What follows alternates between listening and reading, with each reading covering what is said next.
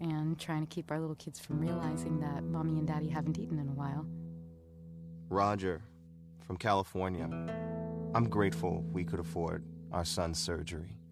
I'm nervous that now we can't really afford food. Daniel from California. Choosing whether to pay the rent or pay to fix the car to get to work doesn't leave us with much at all. Now we can't even pay for meals. Donna from Louisiana. The storm just hit, and we went from donating to the food bank to needing it. Keisha from South Carolina. I've been skipping meals so my 2 kids can eat, but filling up on water doesn't really work. Hunger is a story we can end. End it at feedingamerica.org. Brought to you by Feeding America and the Ad Council. Aggieland, this is your home for fighting Texas Aggie football. That's Zone 1150 AM and 93.7 FM. You're listening to KZNE College Station Bryan. From WTAW, I'm Chelsea Reber with a news update on the Zone. Bryan police continue to investigate a crash that closed a portion of Texas Avenue north of Highway 21 Tuesday night for 8 hours. A motorcyclist who was struck by a truck making a left turn was taken to the hospital with serious injuries. The motorcyclist was wearing a helmet. No one in the truck was hurt. The driver of the truck was ticketed for failing to yield while making a left turn. A Houston man who has at least 22 prior convictions for property crimes has been in the Brazos County Jail since the day after Thanksgiving. A formal charge of misdemeanor vehicle burglary was filed yesterday in Brazos County Criminal Court against 36-year-old Cruz Solis. According to his arrest report, Bryan police received a citizen's call who reported 2 men were breaking into a neighbor's truck. The last Bryan City Council meeting included former members spending time behind closed doors to fill vacancies on 5 volunteer commissions and boards. Nominees were discussed in private as allowed by state law. Mayor Bobby Gutierrez was asked on WTAW why that was not done in public. You don't want to do that in public. Jury's out until we find out how this thing goes through, but we're trying to make the best decision. Collectively as a council, we'll decide and we'll adjust and we'll go. The appointments included 3 new members of the Bryan Planning and Zoning Commission, Clint Cooper, Ann Balke, and Clayton Watson. Supporters of forming a veterans court in Brazos County that could lead to the dismissal of some criminal charges were not happy with this week's decision by county commissioners to hold a workshop. I don't know, why is it this hard? These men are just trying to help people. It shouldn't be this hard. Veteran Patrick Bacha was joined by another vet and the board president for the Brazos Valley chapter of the National Alliance of Mental Health, Aaron Wilhite. Veterans courts work. There's no question about their efficacy. Commissioners decided to hold a workshop after 3 members voted against forming a committee. For more news, go online to WTAW.com. I'm Chelsea Reber on The Zone. Here's Brad Beard of Intercon. When we started Intercon in early 1991, we were well aware that we would be competing with some companies that use unscrupulous techniques to make a quick sale, such as bait and switch, or 40% off if you commit today, or misleading, incomplete quotes. Intercon's practice is to be completely honest and encourage prospective customers to talk to our former customers. We've encouraged customers to get multiple quotes. We are confident and proud of our value proposition for windows, glass, and solar screens. We never want anyone to rush into a decision they will regret in the future. Just remember, warranties are only as good as the people who provide them and are servicing the area when situations arise. This is our home and only marketplace, and we will protect our home turf. You've probably heard the saying, the buck stopped here, and that is with me, Brad Beard, president and co-owner of Intercon, LLC. Whether you have new construction or an existing home, let the fine folks from Intercon help your home energy efficiency year-round. Call Brad Beard of Intercon today at 823-3639. That's 823-3639. Good morning, sports fans. I'm Zach Taylor with your Aggie Sports Minute on the Zone. The Sports Minute is brought to you by Hilco Metal Roofing and Supply. Call 936-825-0500 or click HilcoSupply.com. Texas A&M football received a huge commitment yesterday with El Campo star running back Reuben Owens saying he plans on coming to Aggieland. Owens, who is listed as the top back in the nation by 247, joins 5-star defensive lineman David Hicks atop the Aggies 2023 class. Now, the Maroon and White will need to reload this offseason following the departures of several players, including freshman wide receiver Chris Marshall, who's entered the transfer portal. Marshall, who is ranked as the 3rd best wideout in the class of 2022, played in 6 games for the Aggies, hauling in 11 catches for 108 yards. However, he was suspended twice, including an indefinite suspension midway through the season. A&M men's swimmer Jace Brown and softball player Star Ferguson both participated in the Southeastern Conference Career Tour event this past weekend in Atlanta. The group had the opportunity to meet with executives at several corporations and organizations in the Atlanta area, including Mercedes-Benz Stadium, Cox Enterprises, Intercontinental Hotels Group, and Lockheed Martin. And the 2022 USATF National Junior Olympic Cross Country Championships are set for this Saturday at the Del Watts Course. The event consists of 10 different divisions with ages ranging from 7 to 18. And that's been your Aggie Sports Minute, brought to you by Hilco Metal Roofing and Supply. On The Zone, I'm Zach Taylor. There's no college football, but the Louis Bellina Show, presented by B&B Automotive and Superior Auto Service, has decided to go on. Each Tuesday, Logan Lee talks Aggie hoops, and Olin Buchanan talks about, well, Olin things. Thursdays, we still go college football with Braden Gall of 440 Sports. And every Friday, it's Bryce Jones from noon till 1. Hang out with the Louis Bellina Show, weekdays 11 to 2, right here on The Zone. If I'm going to do this, I'll need my news team at my side. News team, assemble!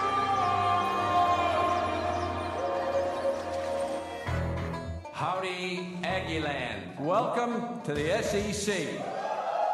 Our program will be built on 4 principles in which I talk about all the time: toughness, effort, discipline, and pride. Dang it! I'm going to have to buy that boy cream cone. Now I'm distracted on my point. What were we talking about? It's bullcrap. All I care about is winning. Show me the dang baby. You do it till they do it right, and then you do it till they can't do it wrong. Go get him! Why are you dancing around? Eat him like he's a steak.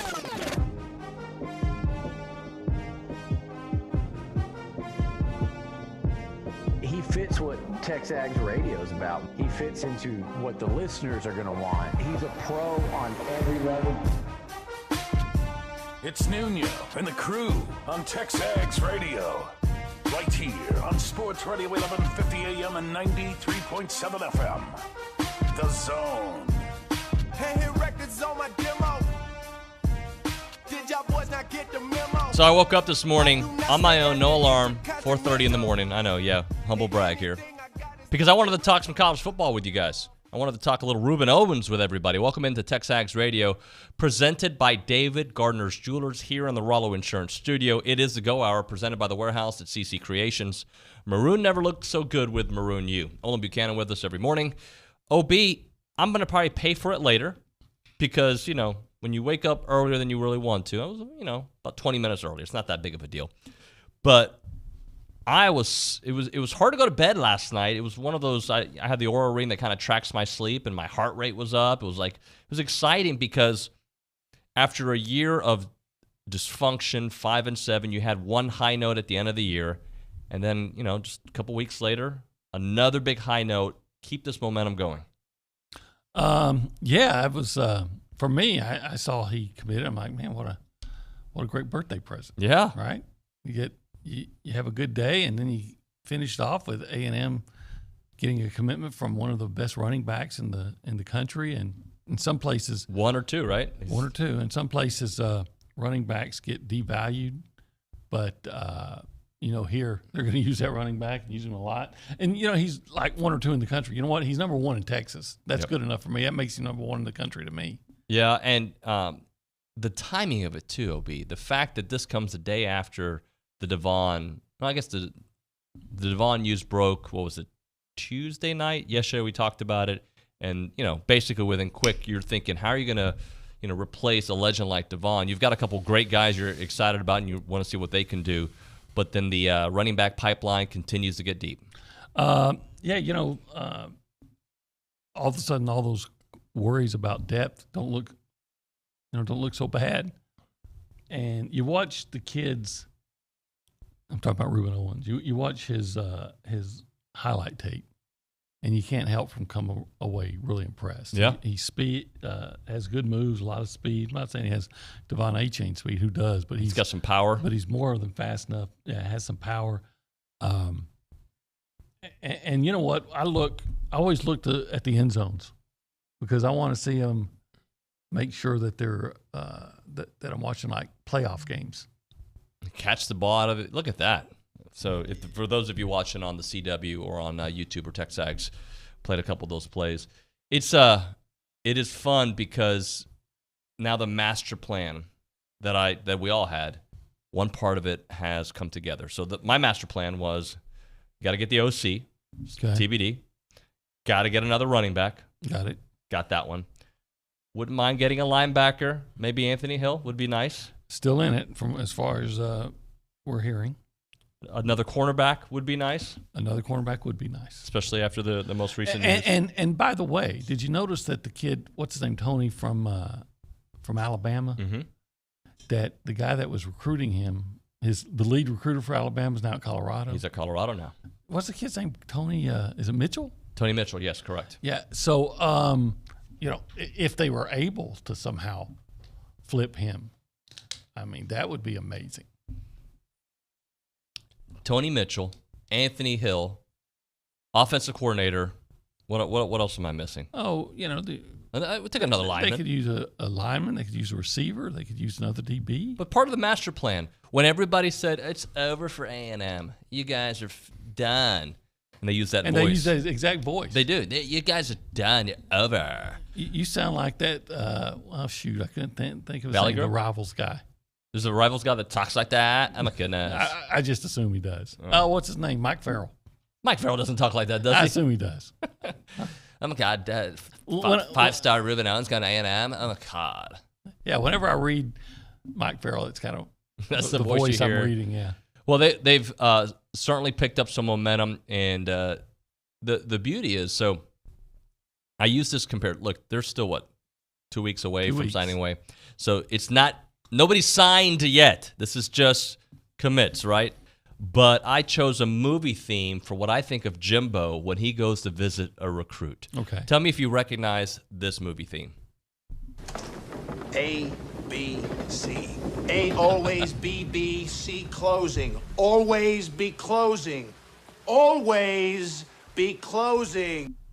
Glengarry Glen Ross, always be closing. That's what it feels like. Jimbo Coffee's for closers. Coffee's for closers. Hence, I got some coffee. I'm going to close my MacBook here in a minute. But all that being said, that's what Jimbo does. You could talk about whatever you want about the offense, not being prehistoric, yada yada. This guy continues to be a phenomenal recruiter and a gatherer of talent. Yeah, and look, let's just hope that he continues that he's able to close. And by the way, ever since his first year here, when he got Bobby Brown and Jalen Preston and a couple other guys on the at the very end, he's done a remarkable job.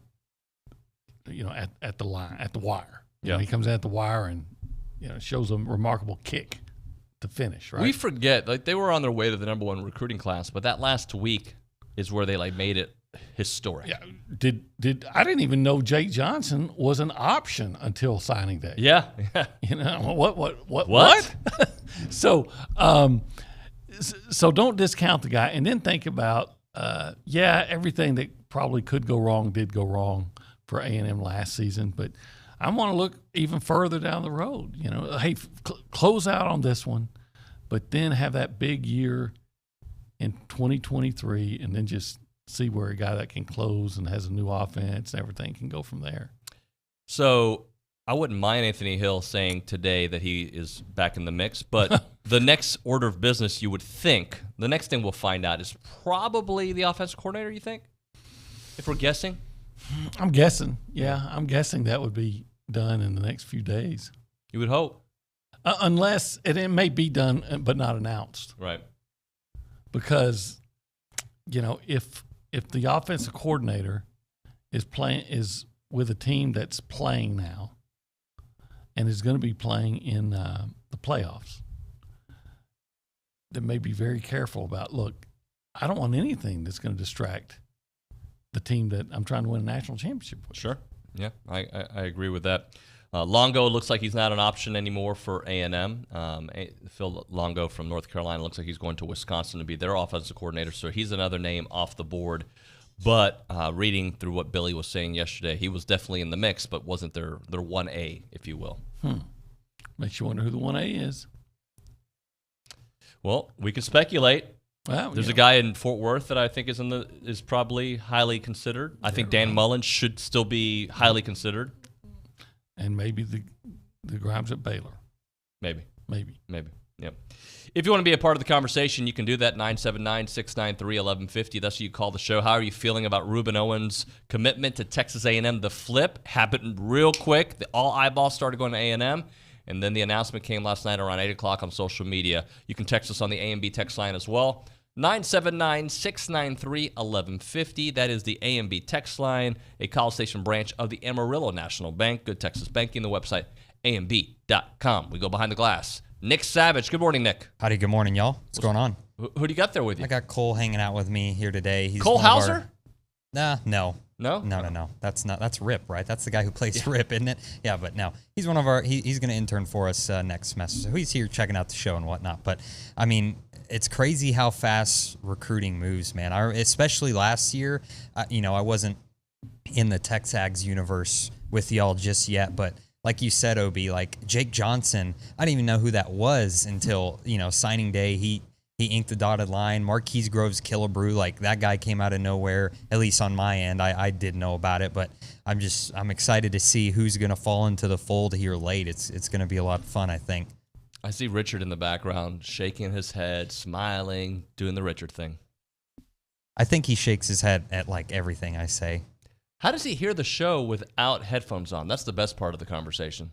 I guess he doesn't have headphones on, does he? Yeah. Well, I don't know. He's a smart man. Yeah, he is. All right. Thank you, Nick. Appreciate you, sir. Let's go to the News and Social Center. Anna Rosa Peterson. Good morning, Anna Rosa. Good morning. How are y'all doing? We're doing really well. Hey, good. Anytime you get the top running back in the country, how can you not smile about it? Yep. Right? Green how lights can you not everywhere. shake your head up and down, though? That's what I'm doing at this decision right here. It seemed like it was hard for you to shake your head and look at the same time. I saw the struggle there. It was. It's like patting your head and rubbing your tummy. You just can't do it super well. But anyways, I do have some news for us. In cross country, Complete College Station, in partnership with Destination Bryan and Texas A&M, is set to host the 2022 USATF National Junior Olympic Cross Country Championships this Saturday, December 10th, at the Dale Watts Cross Country Course. So that's something to look forward to if you're in the area this weekend. Yeah, absolutely. Go support. Yeah, and then also in A&M athletics news, Jace Brown from the men's swimming and diving team and Star Ferguson on the softball team recently participated in the Southeastern Conference Career Tour in Atlanta last weekend. And so that is a SEC Career Tour, which provides exposure for SEC student athletes seeking career opportunities in various fields. So congratulations to them and whatever their future endeavors look like. Anna Rosa, so when was it? A couple days ago, OB, you said a word to whoever's working in the social center, and I said, we need to do an Olin word of the day and throw it at Anna Rosa. Do you remember? What was that word? I can't remember the word. What was it? I can't remember. Gosh, this has been in the works for a while now. Some old word? It was an old man word, yeah. It was an old man word. It wasn't tomfoolery, though. Maybe it was tomfoolery. You did say that, and I said I was familiar with that word. Balderdash. Balderdash. Oh, yeah, I don't know what that means. That's the word. Well, that's balderdash that you don't know what it means. Okay. Use it in a sentence. So well, you just did. Tell us what it means. It's shocking. Is that what it kind of means? Ridiculous. It's like unbelievable, inane, lying. You're lying. It's a lie. Like, no, that's balderdash. It's like I'm calling BS. So, Anna Rosa, I'm adding a little wrinkle because you're going to give us your word of the day. But now I would like for you to use that at some point during the show, not during this segment. It needs to be organic in one of your reports, all right? Balderdash has to be used at some point during the day. What is your word of the day? My word of the day is Rizz. Have either of you heard this word Ritz before? crackers are delicious. R-I-Z-Z. So different Rizz than Ritz. So this is basically, if you've ever heard of the expression of usually a male figure being smooth or spitting game, the ability to impress people, particularly women. Spitting game, Obi, you know that term, right? Yeah. Yes. So that is essentially I've been spitting game for 40 years. Oh my goodness. Yes. So that is essentially what Rizz has taken on a form to mean. A YouTuber / Twitch streamer in this past year, I believe in April, kind of coined this term Rizz to mean spitting game and impressing girls, being able to pull girls.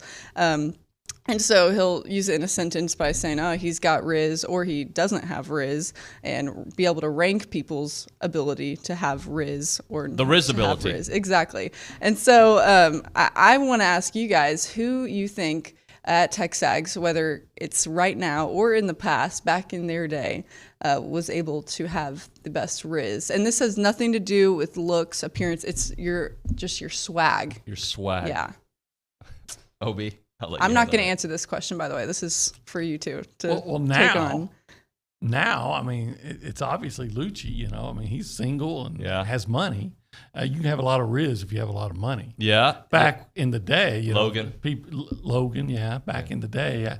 Back in the day, people see me and he said, he's off to see the Wizard. I was the Wizard of Oz, man.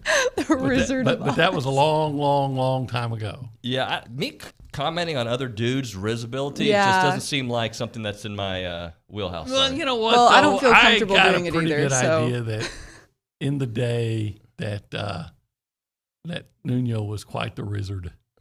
Yeah. The old dirty wizard. I have no doubt. Big frat guy. On TV, always worried about his hair. Still am. You know, all those things, you know, that. Are you saying vain or are you saying Riz? Yeah. Or are they one and the same? I don't know. I'm just saying you have the wizard. The Riz factor. Oh, the ODR. I'm thinking you did. I see your wife, right? She's an attractive woman. Yeah. You know? And I scooped her up and she was like 14. You need Riz for that. Yeah, so guys who don't have the Riz factor aren't as likely to have those beautiful wives, you know, when they settle down, I would think. And that's why I say, you know, you can question, if you must, my Riz factor. And I'll just say, hold up, Fitch, this is my wife. Take that. Take that.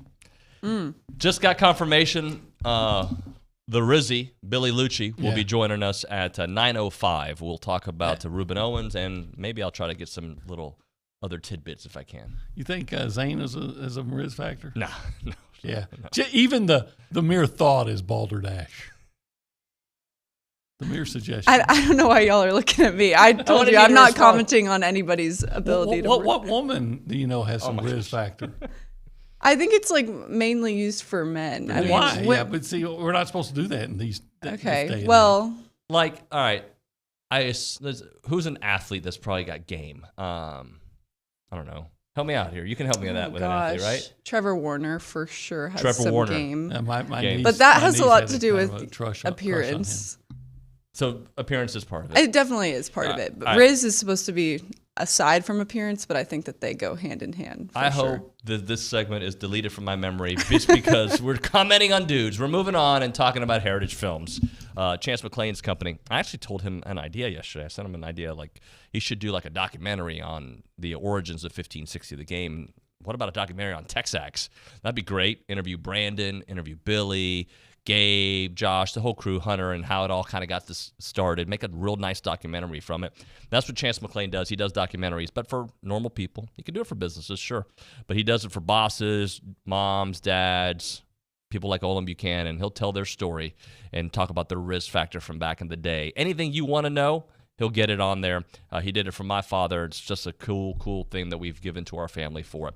Call him up at 713-893-8341. That's the phone number. Chance will answer it. He'll take your calls. Or go to his website, yourheritagefilm.com, yourheritagefilm.com. That number again, 713-893-8341. 8 to 10-week process. Call him up. Try to get something scheduled here soon. The holidays are here. What a great gift. You can say, hey, this is what I got you. I got you a documentary about yourself, Netflix style, 2 hours. 713-893-8341, yourheritagefilm.com. I'm Chelsea Reber with your community calendar on the Zone. Winter Wonderland at Travis Fields is this Saturday from 3 to 5 p.m. Come out to the free family-friendly event for fun activities for everyone to enjoy. Living Hope Bryan presents the Bryan Midtown Christmas Festival this Saturday from 6:30 to 8 p.m. Join them for campfires, live music, games, and treats. The Taylor Czech Chorus is performing at Caldwell Brethren Church on Sunday during worship at 10:30 a.m. You and your family are invited to this special Christmas performance. Brian High's organization, Vikings Kicking Out Tobacco, invites you to Jingle Bell Jump, a charity event benefiting Family Promise. Come out to Jumping World on Saturday, December 17th from 5 to 9 p.m. Get into the holiday spirit with Christmas 97.3 FM, playing your favorite holiday hits 24/7 through the entire holiday season. Christmas 97.3 FM. That's your community calendar. I'm Chelsea Reber on The Zone. What are you looking for when you need a lawyer? I'm Hunter Shurtleff. I help my clients identify the legal issue and use my 25 plus years of trial experience to solve the problem. I'm selective in what cases my firm takes, so I can provide the best legal services, and you get to talk to me, not an assistant or receptionist. Whether it's in the courtroom or the boardroom, find out how Shurtleff Law can help you or your business. Go to bcsattorney.com. That's bcsattorney.com. Since 1957, Slovačić Sausage in Snook has been making the best tasting sausage in Texas from the same family recipe. Slovačić is the official sausage of Texas A&M Athletics. Whether it's from the grill to the family gathering or from the pit to the neighborhood party, serve the sausage voted best in the Brazos Valley. Serve Slovačić. Be sure to come in and check out their full-service meat market, relax on the front porch, or grab some fresh kolaches from their bakery on your way out. Slovačić Sausage, Highway 60 in Snook. Christmas in the Park is now at College Station Stephen C. Beachy Central Park. Every night through New Year's, enjoy the 1 million lights that bring Central Park to life. Remember to keep your radio tuned to Christmas 97.3 while enjoying this festive and seasonal favorite. Visit cstx.gov/Christmas for all the Christmas in the Park details, including parking, shuttles, and the full event schedule. That's cstx.gov/Christmas. On Sports Talk, Chip visits with actor Andy Buckley, who played David Wallace on The Office. Buckley told him about meeting Will Ferrell for the first time. And I had never met him. He said, the show's so funny this year. He said that, and he starts referencing things. So, I was literally just like a guy who's a stockbroker, and I've been watching Will Ferrell forever. I am a division manager. That's pretty cool. Sports Talk, connecting with legends, weekdays from 4 to 6 on The Zone.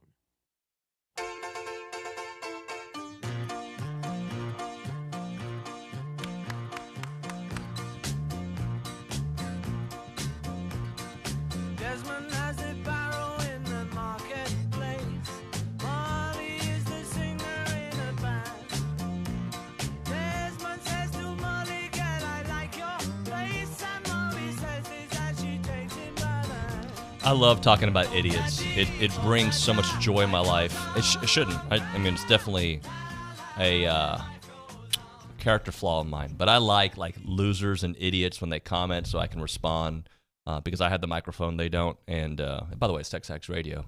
I'm also the loser and the idiot sometimes. And he's Olin Buchanan. Wouldn't say that about my buddy. It is the Go Hour presented by the Warehouse at CC Creations.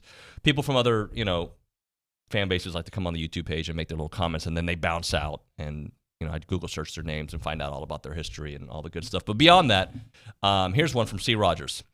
247 has 22 Aggies in the portal. How you gloss over it. Aggies get the top running back and everything is fixed. National championship, however, when was the last championship? So, Mr. Rogers, which, by the way, I am opening up your profile. Oh, I see a little bit about you now. Here's the truth. Of the 22 guys, whatever the number is, I haven't looked at the number. I believe, how many are starters? 2 or 3? Starters? Well, Tomise was starting. He was he started a couple games. Andre White. He started some games. Yeah. I mean, first off, it's not good to lose 22 guys. Nobody is celebrating that. But do you expect a show to start off with yesterday's news or start off with today's news? That's A. B. The guys that you lost, not good, but they're depth guys. They're not. You haven't lost anybody that is going to make you like, oh, we're going to replace him. Devon Achane leaves the next day, and he leaves for the NFL, by the way. Good for him. The next day you get Ruben Owens. So not everything is fixed. Things are trending in the right direction. As far as the guys in the transfer portal, there are guys that like Tomise Adelier that I wish would stay. Yep. But you're at a place at that position where you can absorb that loss and still feel strongly about it. We talked about that earlier. I wish Andre White would stay, but this is going to sound really bad. Are you really going to get worked up about losing the linebackers when you look at the linebacker performance you got this year? Look, aesthetically, I understand people who are not close to the program are going to look at things a certain way. That's fine. And You it's do fine. what you Look, do your thing. If that's what makes you feel better. If you like going on other places to, yay, I'm going to troll. Fine, cool, good for you. But the facts are, it's about A, bringing in better talent, and B, it seems like they're heading in that direction. And the guy the only one so far that I looked at and went, dang, I wish he was staying. Now, Chris Marshall has entered the portal. Wish he was staying. Denver Harris, wish he was staying. Both of those guys got in some major trouble and may not have had an option. I don't know if they did or not. Yep. But they were causing all kinds of distractions. Quite frankly, the nucleus, and it's what we talked about all the last couple of months. The nucleus appears to be remaining intact. And yeah, okay. And then the answer to this: last national championship, 1939. And you know what?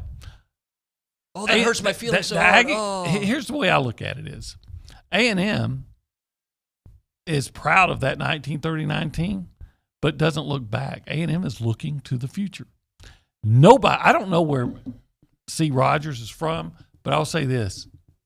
So if you're not from this fan base, I apologize to that fan base without really apologizing, but no fan base in college football or in any sport lives in the past like Texas.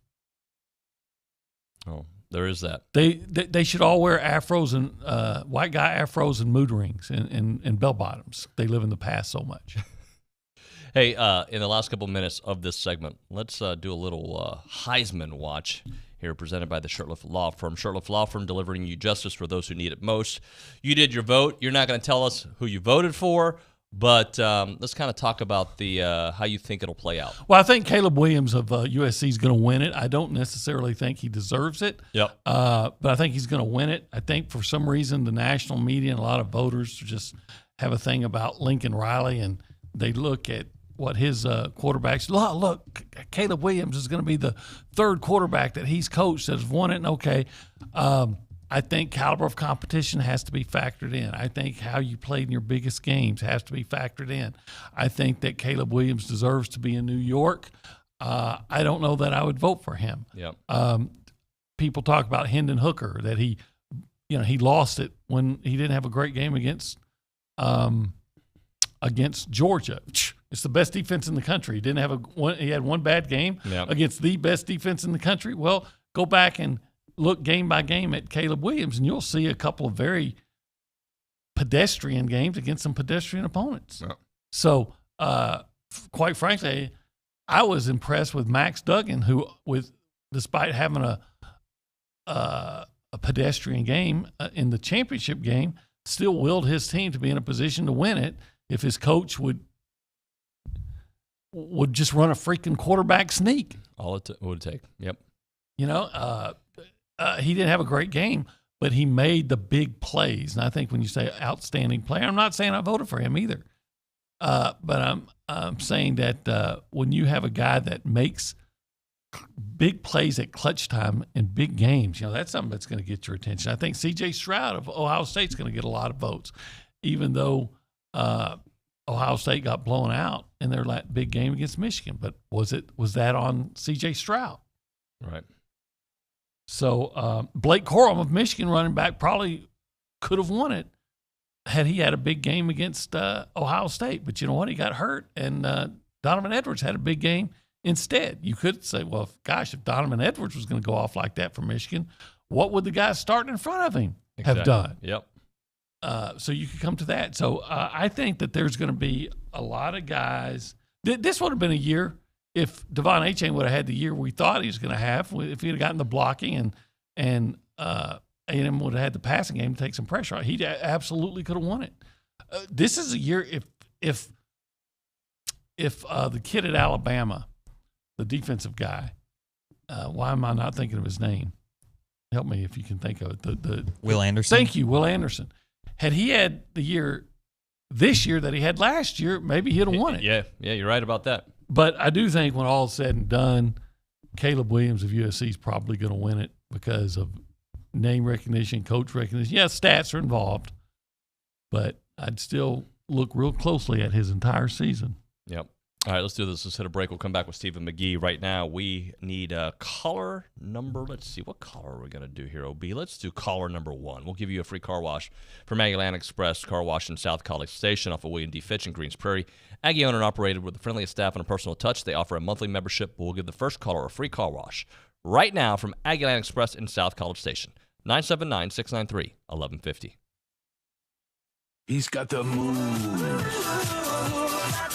with the wit of Larry David. What are you doing here? Olin Buchanan, mornings at 8 on TexAgs Radio, here on The Zone.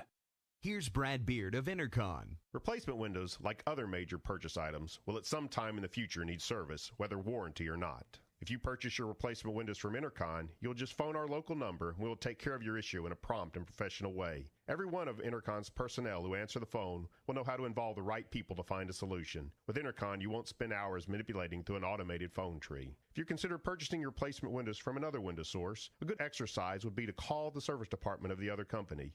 You might come away thinking it'd be better to put your trust in a local company with a solid and well-established reputation. Ask your friends and colleagues about the customer experience they had with Intercon. We are proud of our track record and our commitment to long-term customer service. Trust Intercon, a family-owned local business, with all of your window needs. Whether you have new construction or an existing home, let the fine folks from Intercon help your home energy efficiency year-round. Call Brad Beard of Intercon today at 823-3639. That's 823-3639.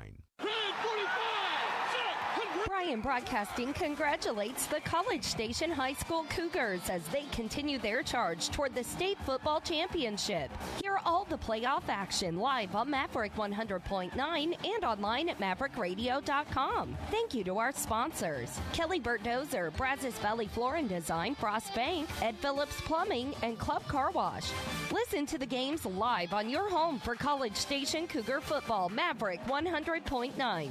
Start your sports day with Keyshawn, J. Will, and Max, powered by WC Tractor. Weekday mornings from 5 to 8 on 1150 AM and 93.7 FM. Or just tell your smart speaker to play Zone 1150. WC Tractor is your local award-winning Kubota and New Holland dealer. Call them with your questions at 1-888-8-TRACTOR. That's 1-888-8-TRACTOR. Or check them out online at WCTractor.com. Rise and shine. Weekday mornings from 5 to 8 with Keyshawn, J. Will, and Max from ESPN Radio. Powered by WC Tractor. Here on The Zone.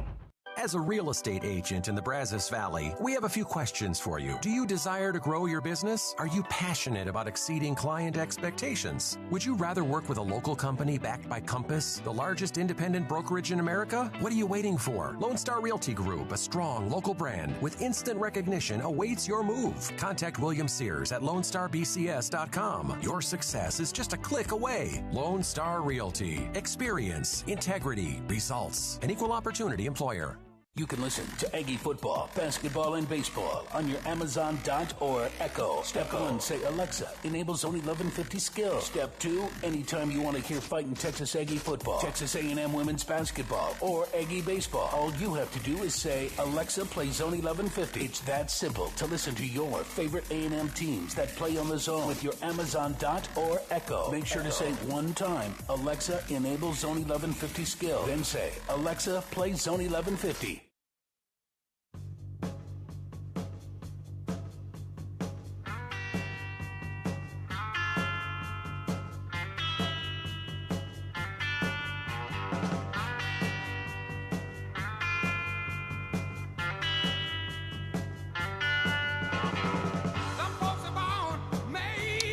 It is TexAgs Radio. We are presented by David Gardner's Jewelers here in the Rollo Insurance Studio.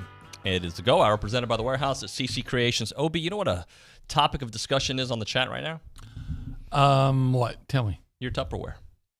Oh, yeah. People are wondering what that is, and some people are noticing that there's some hard-boiled eggs in there. Yeah, hard-boiled eggs. And people are joking that that's such an OB thing to do. And they're eat hard-boiled eggs? Yeah, and people are saying that I don't eat the yolks. Yes, I do. I don't. You don't eat the yolks? No, I just eat the whites, and then I take the yolks home to the dog. Okay. That's balderdash right there. That's true. You worked it in. That's true, though. You worked it in. I'm a believer in both. I like to get the protein with the egg whites, and then but you got to get the fats from the yolk. So I do a couple. I just don't like the way the yolks taste in hard-boiled eggs. Okay, but you'll have them in scrambled eggs. Oh yeah, yeah. I had 3 eggs this morning and the equivalent of 4 egg whites. Well, I'm going to have 6 egg whites today from these hard-boiled eggs. Throughout the day, or is that your breakfast? Now, that'll be my snack. And but tonight, Ermita has a function. Yeah. So I'll probably be eating eggs for dinner tonight as well. Eggs are fantastic. So many health benefits. I like eggs. I do. Yep. I ate a lot of omelets, like scrambled eggs. It's the incredible edible egg. Mr. Cheek says Nuño eats HGH for breakfast. Nope, never done HGH. I would. Never done TRT. Never I don't done. know what TRT is. Testosterone replacement therapy. Never done LSD? Never. No. That shouldn't surprise you. PCP? Never. Okay. Gonna get. Never had a cigarette. Gonna get a visit from the IRS? That's possible. Probably. That's especially now that we mentioned it on air. And I've had gum. I have chewed gum in the past. GUM, yeah. Hey, let's see. What do we got going here? Oh, Stephen McGee's on the hotline. Let's go straight there and talk to the great Stephen McGee. Stephen, good morning, Here's sir. a guy with some huevos. Hey, good morning. Sorry, I thought I was on at 9, so I was just sitting here sending emails this morning, so my apologies. All good, man. Yeah. Hey, you can come on anytime you want to come on the show, Stephen. That's how we roll here. Hey. Dang, it's the TexAgs way. Hey, love that. So, momentum. We talked about it after the LSU game, and then yesterday some big news on the recruiting front. Ruben Owens commits to Texas A&M. Still a couple weeks away from signing day, but it just feels better around here, doesn't it? It does. I mean, it's seems like it's the vicious cycle of Aggie football. You know, here comes the recruiting cycle. We do really well in the recruiting cycle, and then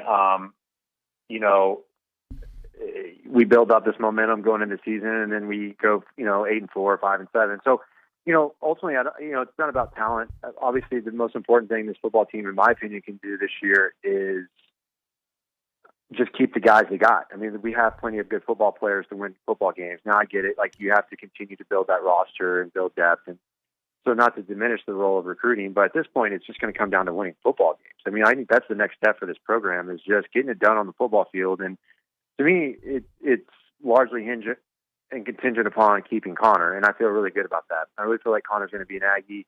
And so that's a huge step for this program. And if I'm Texas A&M, I'm really doing everything I can to tout that, because if I'm a receiver, if I'm a skill position football player, I want to know that I have not just a capable quarterback. I want them to know that I've got one of the best young signal callers in the entire country, and that we're going to bring in an offensive coordinator that's going to have and be able to call his own plays. And he's going to be able to hire whoever it is he wants to hire on their staff. So there is a lot of really good momentum, but I think if you guys are in my mindset at this point of the game, I'm sitting here saying, well, we've been down this road before. It's a show me game. And until next September comes around, this team can show us that they're a legit contender.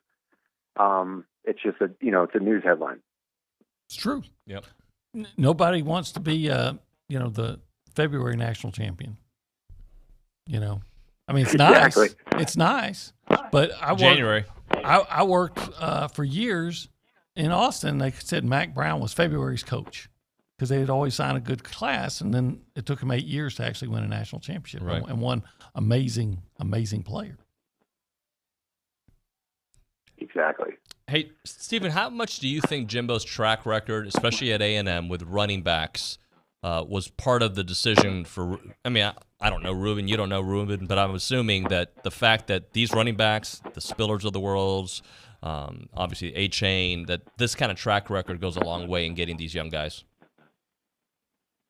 It does. I mean, it certainly helps. We've had some really good ones. We've been blessed. I mean, not just under the Jimbo Fisher era, but when you go back a very long time, there's one position A&M has excelled at decade after decade. I feel like it's the running back position. I mean, we've really, really, really been spoiled. It's just like the next guy up mentality, and we've got some really good young guys that showed potential last year, like Moss and whatnot. So, look, it's they're going to get touches. I think if I'm a running back, my biggest concern has been the two-man rotation. It's like you look at the great programs right now. Alabama, they've had a very similar success at this position, and yet consistently, even though they have a great running back, like they do this year, they have another guy that gets good reps. Like he's injected into the game. The other guy gets a breather, but yet they're still committed to the main guy's still going to get his touches. Like, don't hear me say this the wrong way, but they have that next guy getting a lot of reps too. And so it's just this continual stable. We even saw one day, I think it was one game, the Grubbs kid got hurt, and here comes back number 3 getting some good touches. And so for A&M, I feel like it's always been a one-back guy. Like we haven't done a great job of getting number 2 in the game consistently enough. And so I think for these young guys, that's something that's going to be really important, assuming that he's not the starting back. It's like, hey, you're still going to get touches. You're still going to be ready to go. You still can be a 3-year guy and done and on to the NFL. Yeah, I think it's good to have a second or third guy that's going to get enough carries to keep them interested. And I know what you're talking about with Alabama. Just a couple of years ago when they had Jacobs and a couple other guys, they really rotated backs. But I will say this: when Alabama had the guy, Derrick Henry, he had about 400 carries, and the other guy was Kenyon Drake, who was a completely different type back, had about 75. So I agree with what Steven said in principle, but I know like this year, if you got an A-chain and you're not doing a whole lot else, it only makes sense to give him like 5 times as many carries as anybody else. I agree with you. And I think look at the LSU game. I mean, we just fed him the rock. We never abandoned it. And I think one of the big crutches this year was coming out of the game saying, well, we did have the run plays called, and it was an RPO, and so we threw it. Well, yeah. What do you think defensive coordinators are doing? They're trying to take the ball out of A-Chain's hands, so they're bringing a safety down the box in the RPO game and forcing you. But you've almost got to take the RPO away. You just got to say, hey, we're going to run the football. And if the safety comes down to the left side, then run it to the right side. Can it? But we're going to go from a run to a run. We're not going to throw it. But you've got to commit to the run game, in my opinion, especially in this conference. It's vital. And our best game was the game in which we committed to running the football and giving number 6, who's our best offensive player this year, the ball. Stephen, how enticing of a job is the offensive coordinator position here at Texas A&M, considering 2 factors? A, how involved Jimbo has been with the offense in years past, and it looks like he will relinquish that a little bit. And B, just the kind of talent that they've accumulated in the most recent being Ruben Owens. It's an extremely attractive position from a talent, from a facilities perspective, and from a job security perspective, right? So this coordinator is not coming here wondering, oh, well, is this head guy going to be the head coach of this football team in 3 years? The terms of Jimbo's contracts, dictate that. I think the attractiveness of the job, though, the one thing that's going to hinge upon is Jimbo serious about giving up play calling? He's got to. No offensive coordinator wants to take this job with even Jimbo looking over their shoulder. I think he's got to say, hey, this is 100% your show. You pick the staff that you want to bring here. And then, obviously, all the other stuff that goes with it, to your point, the stable is full. They have tons of ability. And most importantly, you have a really, really, really good young quarterback. Like, that matters. And so this coach is going to come in here. He's probably going to get paid at the very top of any offensive coordinator in the country. I don't know what that dollar number is. I would guess it's probably close to $2.5, $3 million. I don't know. And he's probably going to get guaranteed contract for 3+ years. I mean, that's nice. And then you throw on the facilities, you throw on all this young talent, and assuming Jimbo stays out of the way and says, this is your show, I think it's an incredible opportunity for an offensive coordinator. Yeah, but that said, no matter what you do, you're still a head coach, and you're going to have veto power. Yep. I guess you're hoping that he would use the veto power wisely. Like, hey, this coaches will come in and say, listen, I feel like we need to work some clock here, so I want to run the football, and then you call the running plays, right? Because to this day, I wish that Kevin Sumlin had used his veto power on Noah Mazzoni when they had a 34-point lead with 17 minutes to go against UCLA and kept throwing the football. Yep. And that's what the great head coaches do, OB, is they overrule all 3 phases. Like the best football coaches on both levels, Bill Belichick, in my opinion, and Nick Saban, they aren't just defensive coordinators or offensive coordinators. They coach all 3 phases. Like, they are very in tune with what the special teams coach needs to do, what the defensive coordinator needs to do, and what the offensive coordinator needs to do. Like, they could step into any of those roles if they needed to. They could be that coordinator. But they allow those guys to call plays, and at any point in time, you watch them. I mean, they will coach their coordinators. Like, that's your job now as a CEO, is to say, hey, offensive coordinator, that was a terrible call. Why would you think like that? Run the dang football. So, yeah, the veto power is important. But that's the job of the CEO, is to run the organization. And that's a job in of itself. And that's why it's so difficult on Jimbo to be a great play caller, to be an offensive coordinator, and yet be the CEO on game day. All right, Stephen, let's hit a break. We'll come back with That's Bullcrap. Stephen McGee joining us here on TexAgs Radio. When we come back, That's Bullcrap, plus a couple other questions for Stephen. I want to ask him who he thinks the best quarterback in college football has been this year, looking at the totality, not just the Heisman candidates, all over the place. It's TexAgs Radio. I'm Chelsea Reber with your community calendar on The Zone. The theater company of Bryan College Station presents Titanic the Musical. Performances run through Sunday. Purchase tickets online at theatercompany.com/tickets. Voices for Children is hosting its annual 12 Days of Giving through December 12th. Check out today's story on their Facebook page and donate online at vfcbrazos.org/12days. This is the final week to adopt a BCS Salvation Army Christmas angel. Angel trees are located at all Blue Baker restaurants and Post Oak Mall. Adoptions can also be made online at salvationarmybcs.org. United Way of the Brazos Valley is hosting 7 book giveaway events this month. Find out more online at uwbv.org. Listen to your favorite holiday hits on our sister station, Christmas 97.3 FM.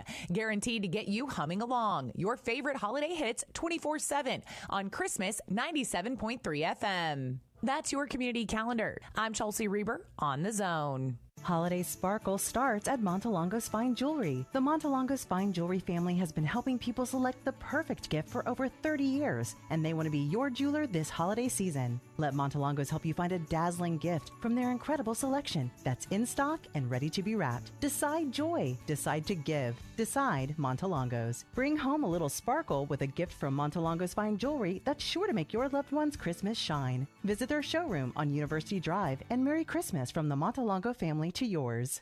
Get ready for a glamorous night of high fashion at the Junior League of Bryan College Station's 2022 Charity Ball. Doors open at 7 p.m. on Saturday, December 10th at the Brazos County Expo. Enjoy dinner, dancing to the Rocket Brothers Band, a silent and live auction, and an evening that is sure to amaze. Charity Ball is the Junior League's largest fundraising event of the year, with all proceeds benefiting the youth of our community. Visit jlbcs.org to purchase tickets today. Vera Bank is open and we are excited to serve you in College Station. Hi, this is Erica Archer, Treasury Management Officer at Vera Bank, and I specialize in helping businesses run their day-to-day operations more efficiently, saving you valuable time. Our team's job is to make yours easier. So give us a call or come by and see us off of Highway 6. At Vera Bank, you have a team of genuine bankers on your side, and you can bank on it. Visit verabank.com today. That's VERA bank.com. Vera Bank. Member FDIC, Equal Housing Lender. Hey, it's Keyshawn Johnson from Keyshawn, J. Will, and Max. They told us we can give away anything we choose. So, we're giving away cash. You want to talk about money?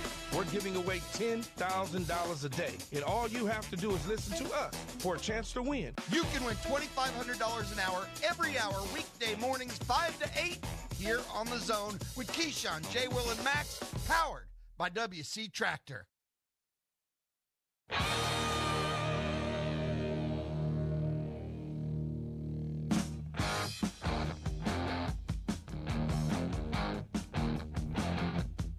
And we're back. TexAgs Radio, presented by David Gardner's Jewelers here in the Rollo Insurance Studio. It is the Go Hour, presented by The Warehouse at CC Creations. We're still on the hotline with Stephen McGee, talking all things college football and beyond. It is now time for That Is Bullcrap, presented by Tom Line Plumbing. For service you can trust, consider Tom Line Plumbing. A great friend of Stephen McGee, longtime trusted plumber in and around the Brazos Valley. The website is tomlineplumbing.com. Stephen, what is bullcrap?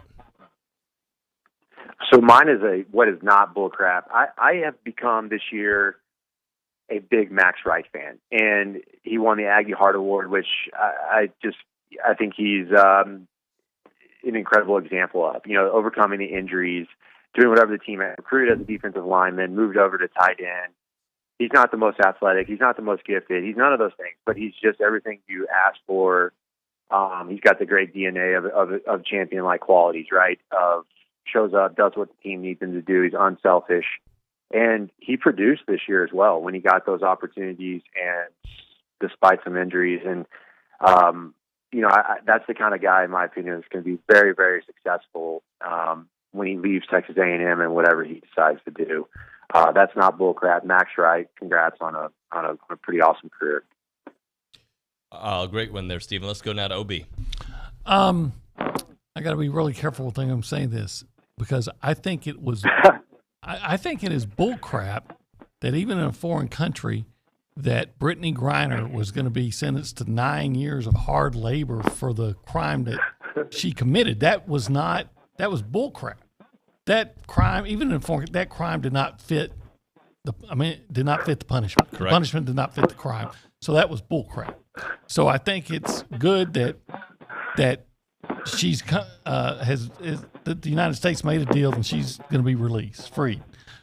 But what is bullcrap among that is also then are there people, United States citizens that are still there? I think if so, why haven't any deals been done to release them? Yep. But are there United States citizens in United States prisons for similar crimes that Brittany Griner was just released from or just got freed from through the U.S. government? What I'm saying is, are there people in U.S. doing this for weed? Yeah. Are they in jail for weed? So if so, then it's bullcrap.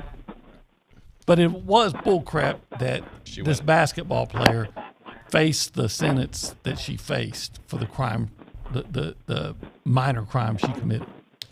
All right, mine is a basketball one, and I know you both are huge NBA guys. You're familiar with Paul Pierce, right? Yeah. He likes to make things about himself. Who doesn't, right? And he tweeted recently a picture of himself with Kobe and MJ.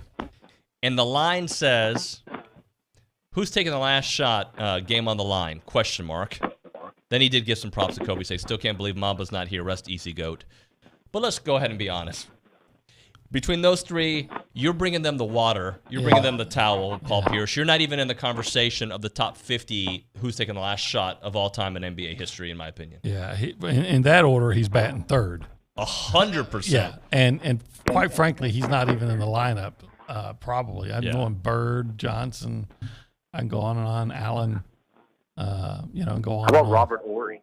Horry, yeah. Robert Horry, Mario Ellie. You can go on and on and on. Yeah. I said I'm taking him for Paul Pierce. Chilcutt. But you know what Paul Pierce did? He got people to talk about him. He did. It would have been nicer had he said, "I would absolutely defer to these guys for the final shot." I would think that I wouldn't even go there if I'm Paul Pierce. You're talking about the greatest basketball player ever, maybe the greatest athlete I've ever seen, and the guy who tried to emulate him as closely as possible in Kobe Bryant. Hey, Stephen, I teased it. We got about a minute and a half here. Who do you think was the best quarterback in college football? Well, I'm biased here, and so let me disclose that first. I love Max Duggan at TCU. That kid is scrappy, competitive. He's a much better thrower than I thought he was. He can spin it, and he took a much lesser caliber football team and did a lot with them, and I think it was a lot on his shoulders. I love Caleb Williams at USC. I think he's a talented football player, but in both times I watched him, he left me wanting more. And so I did not get the same feeling whenever I watched TCU play. I really, really think he's a good player. And then I'm curious to see what some of these young guys are doing. The UNC guys seem like he's very talented. So there's a lot of good quarterbacks out there, and I love the one we got. Stephen, we appreciate you, sir. Thank you very much. Have a great weekend. Hey, you too, guys. See you. Bye. Stephen McGee there. OB, great job, man. Thank you. All right, thanks. When we come back here on TexAgs Radio, Billy Liucci's coming on the show. Guess what we're going to talk about? Ruben Owens.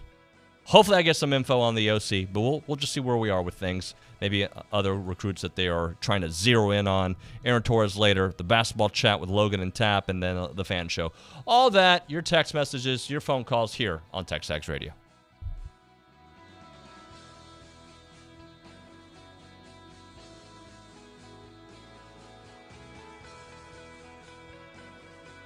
Everything in life has rules, and the Zone has prize rules for all contesting. You can check them out at zone1150.com. You may know you can win once every 30 days. There can only be one winner per household per month. You have 30 days to pick up your prizes. You have to be 18 or older to win. You have to present a legal ID to claim your prize. All prizes are non-transferable and not for resale. To make sure you do know all the rules, or if you have any questions about the prize rules, make sure to visit zone1150.com. Zone1150.com.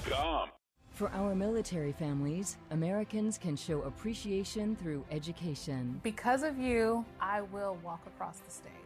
I can show my children that they can succeed at any point in their life. I will be able to make a positive difference in the lives of other people. I was able to achieve my dreams and work on eradicate some of the world's top diseases. I was able to get the education that I always wanted. Because of you, I will be paying it forward and serving my nation. Join us at ThanksUSA.org. Paul Feinbaum is SEC country, and Aggieland is too. Listen in to Paul weekday afternoons 2 to 4 on the Zone 1150 AM and 93.7 FM. This is KZNE, College Station Bryan.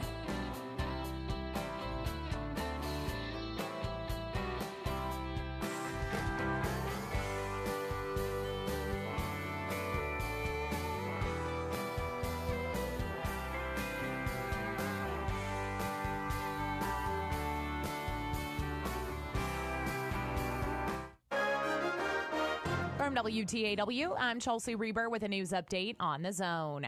Bryan police continue to investigate a crash that closed a portion of Texas Avenue north of Highway 21 Tuesday night for 8 hours. A motorcyclist who was struck by a truck making a left turn was taken to the hospital with serious injuries. The motorcyclist was wearing a helmet. No one in the truck was hurt. The driver of the truck was ticketed for failing to yield while making a left turn. A Houston man who has at least 22 prior convictions for property crimes has been in the Brazos County Jail since the day after Thanksgiving.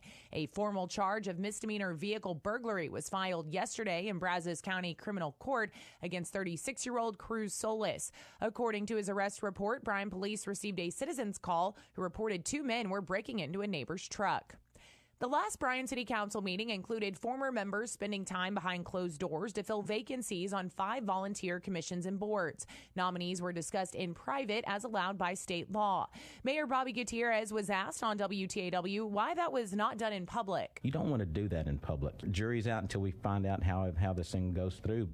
We're trying to make the best decision collectively as a council. We'll decide and we'll adjust and we'll go. The appointments included 3 new members of the Bryan Planning and Zoning Commission, Clint Cooper, Ann Balke, and Clayton Watson.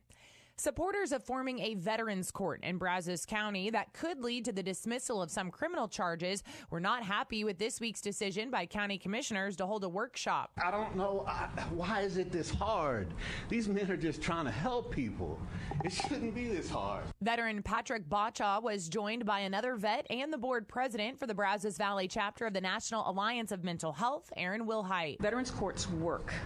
There's no question about their efficacy. Commissioners decided to hold a workshop after 3 members voted against forming a committee. For more news, go online to WTAW.com. I'm Chelsea Reber on The Zone. Sparkly and shiny and bold and bright. And this holiday season, Ulta Beauty has something for everyone on your list, even you. Because our kind of holiday is you having your kind of holiday with incredible must-haves like the Dyson hairdryer and a new limited edition blue. Shimmery palettes from Morphe and Tarte, plus fragrances from Ariana Grande and more. So revel in that holiday bliss. Head to your local Ulta Beauty or buy online and pick up in store. Ulta Beauty.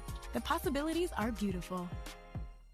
As a real estate agent in the Brazos Valley, we have a few questions for you. Do you desire to grow your business? Are you passionate about exceeding client expectations? Would you rather work with a local company backed by Compass, the largest independent brokerage in America? What are you waiting for? Lone Star Realty Group, a strong local brand. Instant recognition awaits your move. Contact William Sears at LoneStarBCS.com. Your success is just a click away. Lone Star Realty. Experience, integrity, results. An equal opportunity employer. Good morning, sports fans. I'm Zach Taylor with your Aggie Sports Minute on the Zone. The Sports Minute is brought to you by Hilco Metal Roofing and Supply. Call 936-825-0500 or click HilcoSupply.com. Texas A&M football received a huge commitment yesterday with El Campo star running back Reuben Owens saying he plans on coming to Aggieland. Owens, who is listed as the top back in the nation by 247, joins five-star defensive lineman David Hicks atop the Aggies' 2023 class. Now, the Maroon and White will need to reload this offseason following the departures of several players, including freshman wide receiver Chris Marshall, who's entered the transfer portal. Marshall, who is ranked as the third best wideout in the class of 2022, played in 6 games for the Aggies, hauling in 11 catches for 108 yards. However, he was suspended twice, including an indefinite suspension midway through the season. A&M men's swimmer Jace Brown and softball player Star Ferguson both participated in the Southeastern Conference Career Tour event this past weekend in Atlanta. The group had the opportunity to meet with executives at several corporations and organizations in the Atlanta area, including Mercedes-Benz Stadium, Cox Enterprises, Intercontinental Hotels Group, and Lockheed Martin. And the 2022 USATF National Junior Olympic Cross Country Championships are set for this Saturday at the Del Watts course. The event consists of 10 different divisions with ages ranging from 7 to 18. And that's been your Aggie Sports Minute, brought to you by Hilco Metal Roofing and Supply. On The Zone, I'm Zach Taylor. I'm happy for Auburn, and, I hope they've made a good choice. Do you think Auburn has learned anything from what they've experienced over the past couple of coaches? Yeah, they learned a very important lesson. Hire someone who understands the SEC. That's why Hugh Freeze got the job. The Paul Feinbaum Show, powered by Polaris Fun Center, 2 to 4 weekdays on The Zone.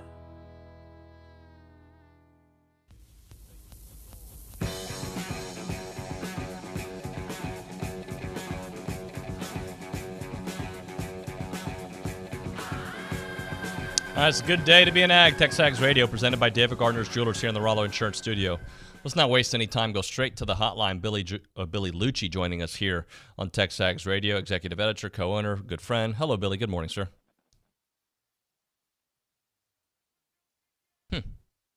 Hello. Nuño. There you are, buddy.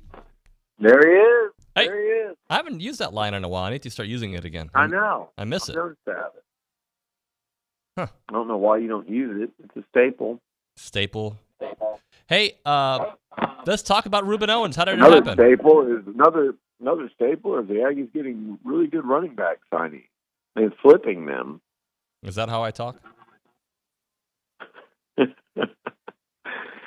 Oh, David, kind of a little bit. A little Anchorman-ish. No. Yeah, no, it'll be between Anchorman and Greg Bailey or somewhere in between. Hey there. No, look, what a coup for Jimbo, Tommy Robinson, and the Aggies. First and foremost, that is a study in perseverance and how not to burn bridges and burn relationships when guys commit and choose elsewhere. You've seen Jimbo and his staff do this many, many, many times.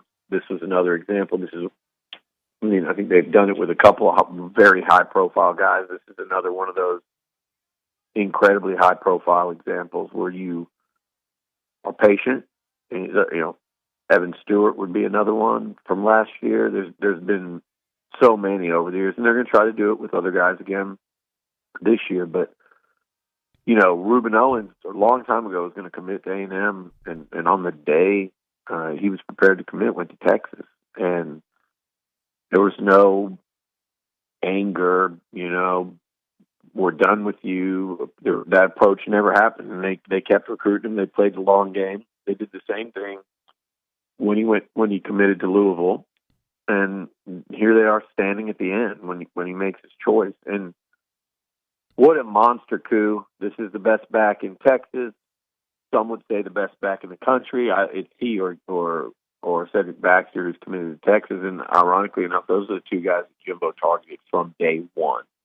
And Ruben Owens probably even further back than that because they were so familiar with him for so long. And Nuño, obviously, it is a dire need. It's a dire need right now. So that was a huge coup for A&M. When you look at the backfield, to get it the day after A-Chain left is pretty. It's just pretty funny timing as well. But also A-Chain leaving was a big part of the reason why that's even more important than it was the day before he left. I mean, they needed to sign a stud running back in this class, regardless. When you lose Devon A-Chain, Reuben Owens is going to walk in here with a real chance for a lot of carries right away. I mean, he's going to be competing with a couple guys that, Amari Daniels looked really good on the field there down the stretch this year, and Le'Veon Moss is one of the young players that this program's really excited about. That's it. That's it in as far as tailbacks go on this roster. So there probably isn't a better chance for immediate impact at a major Power 5 program, unfortunately, than the one Reuben's walking into, where you don't have a returning starter and there's only two other bodies there in front of you. How big was this for Jimbo, considering the year it's been and the fact that he is legit lives up to his reputation of being an elite recruiter who can close you when he goes to see you? Yeah, I mean, it's always rewarding to have a commitment from somebody from that long. You've been recruiting that long, and somebody local that Jimbo really. I think back on like Zach Evans and how much Jimbo liked him as a prospect and took such effort in the personal relationship. And I think this is pretty similar in terms of how long he's liked him, how much he's liked him, how much he thinks he did it. Sitting back, thinking of the things he could do with him in this offense, with what he wants to do. So, yeah, it's big, David, but it's even bigger now that you have a 5-star at such a key position of need. And when you lose to Miche and I would say, somebody like Anthony Lucas, now that Chris Marshall's gone in the portal, so 3 of the 4 that were indefinitely suspended are gone. So I think you shift the focus there to see, can they get Lucas back? He was the one that I said I thought even had a chance to come back, as in it was even an option to him. But when you lose it to Miche and you go get, sign someone like DJ Hicks, who they've got committed, those are massive additions that are upgrading your roster. And they can still do that with Anthony Hill. They can still do that with even Javion Tovion, a longer shot. They can still do that with Peyton Bowen. There's several, a handful of more 5-star guys out there, and this class could still straight up skyrocket. And there's other guys at other positions that the Aggies are looking at. But also, I do get the vibe that the focus right now is on that handful of stud players. And there's a couple of others that Bronny and Howell can have consistently talked about. But really, there's a real focus going on right now beneath the surface on NIL, but ties them together, but transfer portal. And I think you're going to see A&M really attack the portal this week and next, beginning this weekend when they get a couple guys in. Really enticing for whoever ends up being the offensive coordinator for various reasons, the facilities, the stuff that we've already known, but also the fact that they keep replenishing the talent. Reuben coming in here. Your thoughts about that search and the talent that they'll have? Yeah, I'm nothing much with the search for radio today. I'm actually when we get off here, I'm going to do a little write-up, try to have it knocked out by lunch. Don't hold me to that, because you guys know what tends to happen. There might be 10 OC calls between now and then, plus plus a dog walk mixed in with 3 guys are going into the portal, plus God knows what else. And, portal guys visiting the unit, it's just never ending. So that's the goal in the next couple of hours. But not, and by the way, I'll say this, David, once again, I think there's false rumors out there. And yesterday it was that Garrett Riley was done, that he was coming to A&M. And I don't believe that to be true. And I just don't. And everybody's going crazy. I'm getting texts and calls and people trying to trick me into admitting it from, friends of mine from high school all the way up to strangers on Twitter and the messages. So, no, that's not what I'm hearing. I've checked 500 different ways to Sunday, and it's not what I heard yesterday. It's not what I'm hearing now. I don't think that to be the case, but everybody wants it, to be, and so therefore that's what everybody's taking and running with.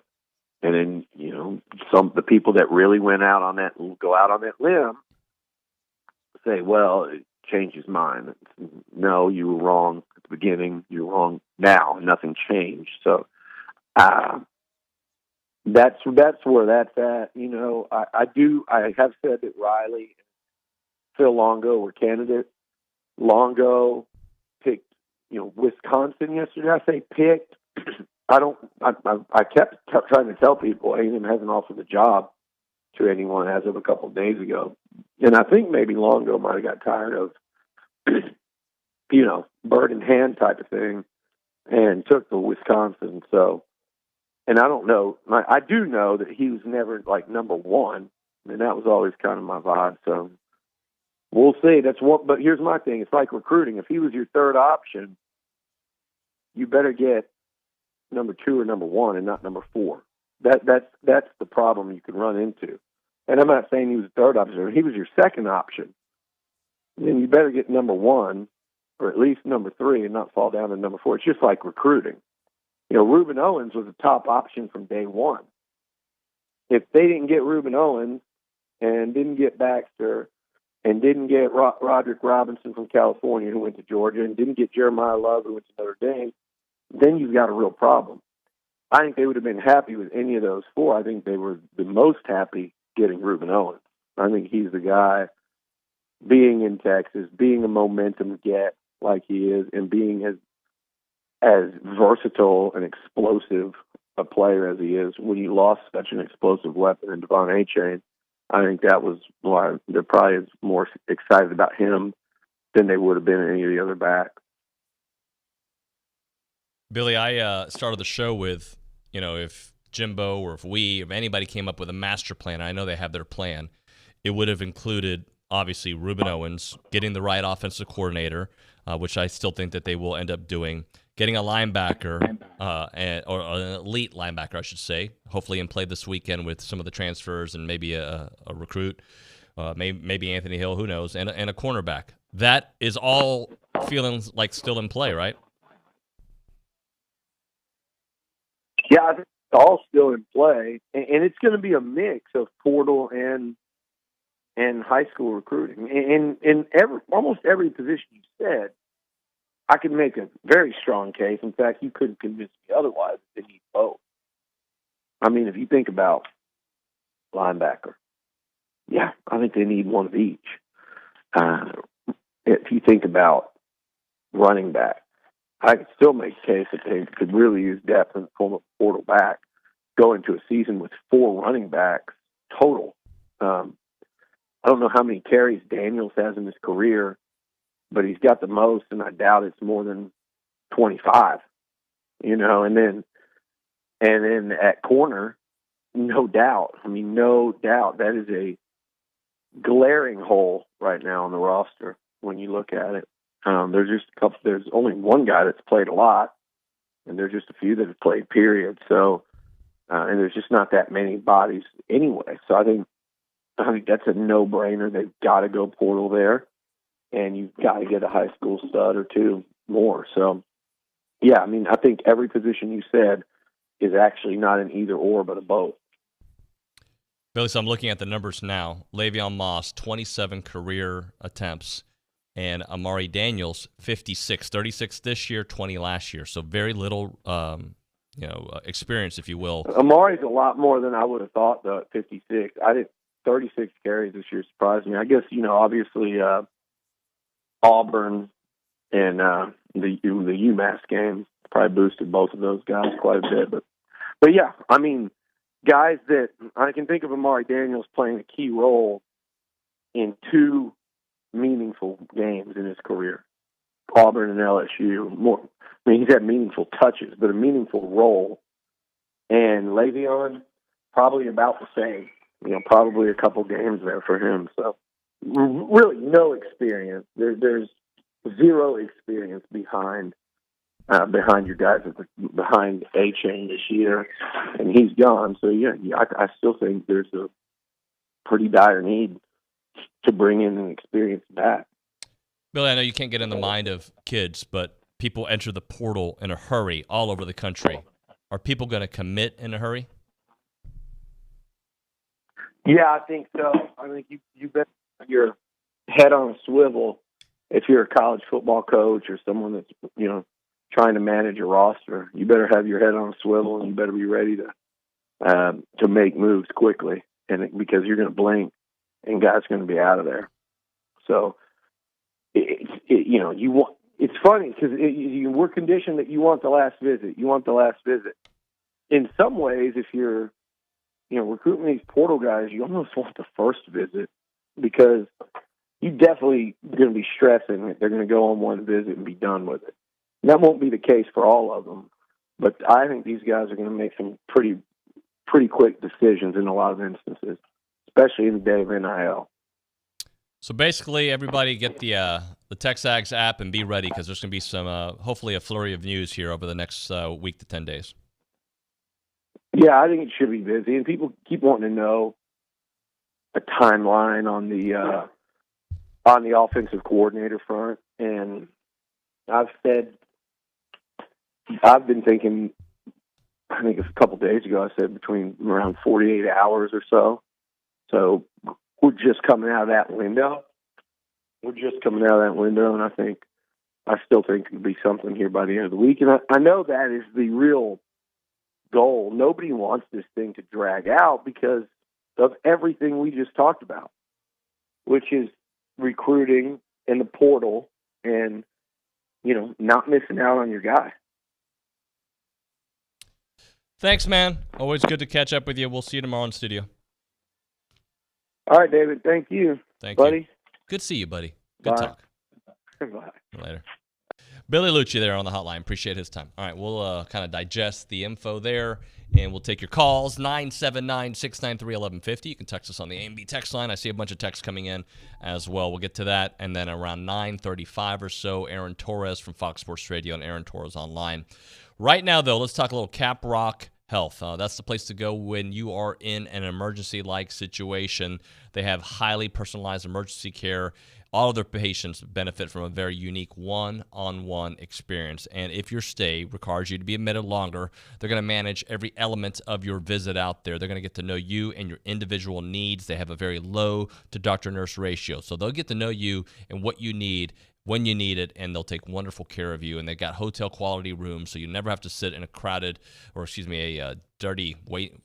I'm mixing in two thoughts, but you don't have to sit in a dirty room. How about that? They take really good care of you. The rooms are so nice that it makes you want to stay, but they're going to push you out of there, right? In a good way. They're going to make sure you're healthy and get you on your way. That's what they do there at Cap Rock Health System. 100% locally owned and operated in the Brazos Valley. They put the patient first in every decision that they make. They've got 2 state-of-the-art locations designed for patient healing and family friendliness. Go check it out. Cap Rock Hospital in Bryan and Cap Rock 24-hour emergency center in College Station. That's Cap Rock Hospital in Bryan and Cap Rock 24-hour emergency center in College Station. I'm Chelsea Reber with your community calendar on the Zone. Winter Wonderland at Travis Fields is this Saturday from 3 to 5 p.m. Come out to this free, family-friendly event for fun activities for everyone to enjoy. Living Hope Bryan presents the Bryan Midtown Christmas Festival this Saturday from 6:30 to 8 p.m. Join them for campfires, live music, games, and treats. The Taylor Check Chorus is performing at Caldwell Brethren Church on Sunday during worship at 10:30 a.m. You and your family are invited to this special Christmas performance. Bryan High's organization, Vikings Kicking Out Tobacco, invites you to Jingle Bell Jump, a charity event benefiting Family Promise. Come out to Jumping World on Saturday, December 17th from 5 to 9 p.m. Get into the holiday spirit with Christmas 97.3 FM, playing your favorite holiday hits 24/7 through the entire holiday season.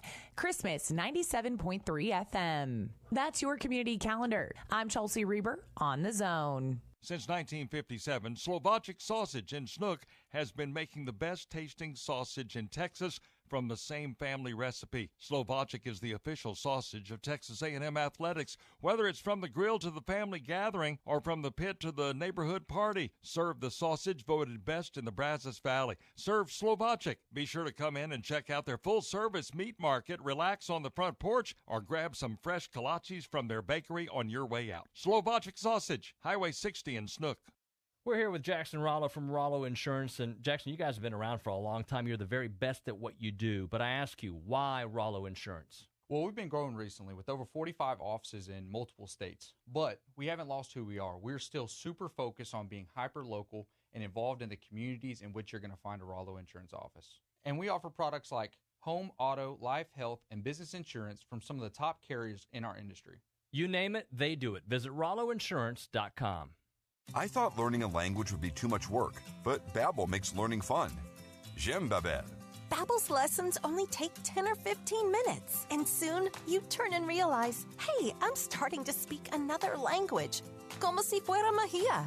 Babbel isn't robots talking. You learn words and phrases from real native speakers. I was ready for real-life conversations in just a few weeks. So easy. Go to Babbel.com to try for free. That's Babbel.com. Babbel.com. Yes, the Aggie football season is over, but we still got plenty to talk about, and with good friends on the Louie Bellina Show. Each Monday, we check in with Mitch Light of The Athletic. Tuesday, Cedric Golden of the Austin American-Statesman. And from time to time each month, we say hi to Alan Ward of Brigadoon Brewery. It's the Louie Bellina Show, weekdays 11 to 2, presented by B&B Automotive and Superior Auto Service, and heard right here on The Zone.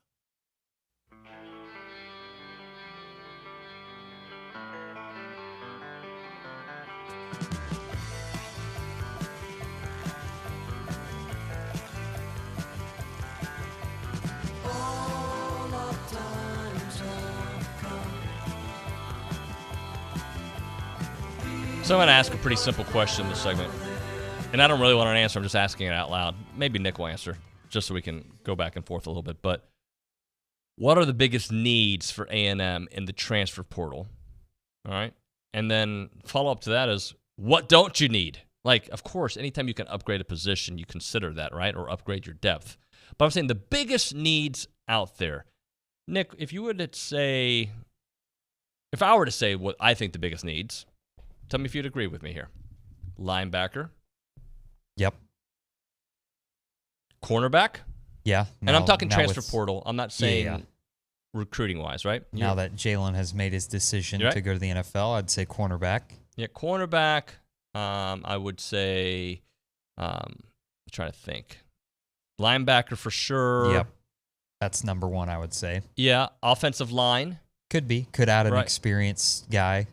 Billy mentioned maybe adding an experienced running back. Okay, Yep. I could see the argument for that. I'm going to tell you where I don't think you need help. And the reason I bring this up is there's a publication out there, and I actually frequent it from time to time. They have some good stuff. But it just makes me think they don't know what's going on here. And a couple of the positions that they say that A&M needs to fill in the transfer portal, and I disagree. And look, we all got to make content in the offseason. I get it. But tight end and quarterback in the transfer portal. Let me tell you why that's wrong. Donovan Green, Jake Johnson, Theo Orstrom, Max Wright. That seems like a pretty good tight end room to me. Yep. Right? And I'm looking at Donovan's stats right now for the year. 22 receptions, 233 yards, and 2 touchdown catches. And, you know, I think Jake was kind of limited with injuries this year, so he didn't get probably as much playing time as he wanted. But, I mean, near the end of the year, he was definitely in the game. During the LSU game, we saw him get targeted a few times, so I definitely agree with you. I think we're in pretty good shape when it comes to the tight end room. I kind of understand the quarterback because I guess you can never have too much quarterback depth. I'm not saying, you know. But look, let me jump in there because I'm not saying that you don't add to those positions if you get a great opportunity. Nobody's saying that. But when we're talking about the transfer portal, not the recruiting class. That's true, because those guys transferring in probably want to come play right away, and that could throw off some things. So I agree with you there. And, again, biggest needs. Yes. Not like, sure. I mean, of course, would we take a great backup quarterback? Of course. Of course we would. Max Johnson's still on campus, by the way. Yeah, exactly. I would, if I were saying need, I think they need a freshman quarterback, right, to groom. But in the portal, I don't think that is like 1A, 1B, 1C, 1D, right? Like, it doesn't mean you don't take it. Please don't mistake. Just like tight end. If a great tight end is out there, of course you consider it, but I wouldn't say those are the biggest needs. If we're talking biggest needs, definitely need linebackers, plural. Definitely need a cornerback with experience. Need. If you had to make the list of 5, okay, those are 2 right there. Need. I would say offensive line would be a nice need to add. I know you've got good players here. They struggled all year. I think you always need experience on the offensive line. I might consider a defensive lineman need for experience over, or like an edge guy over the tight end spot or the quarterback spot. But, if they can get, I forget the young man's name, the tight end that is considering A&M right now. I mean, it's not a position of need, but sure, you upgrade whenever you can. But when we're talking about need, I don't think they need a transfer quarterback as of today. That can change. And I'm not saying that I would not entertain the conversation. You entertain it. And if a great candidate's out there that's going to make your quarterback room better, of course you have that conversation. Haynes is in the portal, so that does open up a spot. But I wouldn't say that that's the need. Like, if you only have so much energy and time to go after your so-called needs. So my energy is going, we need some linebackers. We need some cornerbacks. I wouldn't mind a running back with experience. Wouldn't mind an offensive lineman with experience. Like, that's where the need is. The point he puts here, by the way, and it's, by the way, I'm not trying to nitpick the poor guy, but it says, it certainly wouldn't hurt to have some experienced talent there as well to a group of relatively unproven players at the position. Okay, it wouldn't hurt. No, it wouldn't hurt to have that at every position. That's just kind of where I'm at with it. But sure, we'll take a quarterback. We'll take a tight end that upgrades the room every time. Every position, you upgrade the room. Let's go to Anna Rosa Peterson there at the News and Social Center. A&B text line popping? Yes, it is. We have some funny contributions to our word of the day, Riz. So iDoc Mike asked me, is having Riz simply a modern way of saying a guy is a chick magnet? I would say probably yes. I mean, it's just having swag, being able to impress people. He's got game. Yeah. Got game. Yeah, it's as simple as that. And then Wendy in College Station says, my daughter is at A&M and all of the girls like Trevor Warner. Heavy Riz game going on there. He's probably responsible for most of those co-eds in the stands. They talk about him, not the game. But girls have liked baseball players since the dawn of time. Yeah, that is true. Girls do like the baseball players. They do. I can agree with that. You can be a quarterback and you can be a baseball player and you're going to do pretty well. Pretty much having Riz regardless there. Like, I grew up with this quarterback who was not a ladies' man by any stretch, but when he became the starting quarterback, somehow people started looking at him in a different light. It was funny. I was like, that dude? Really? But you become a starting quarterback or a Aggie baseball outfielder, you got some Riz.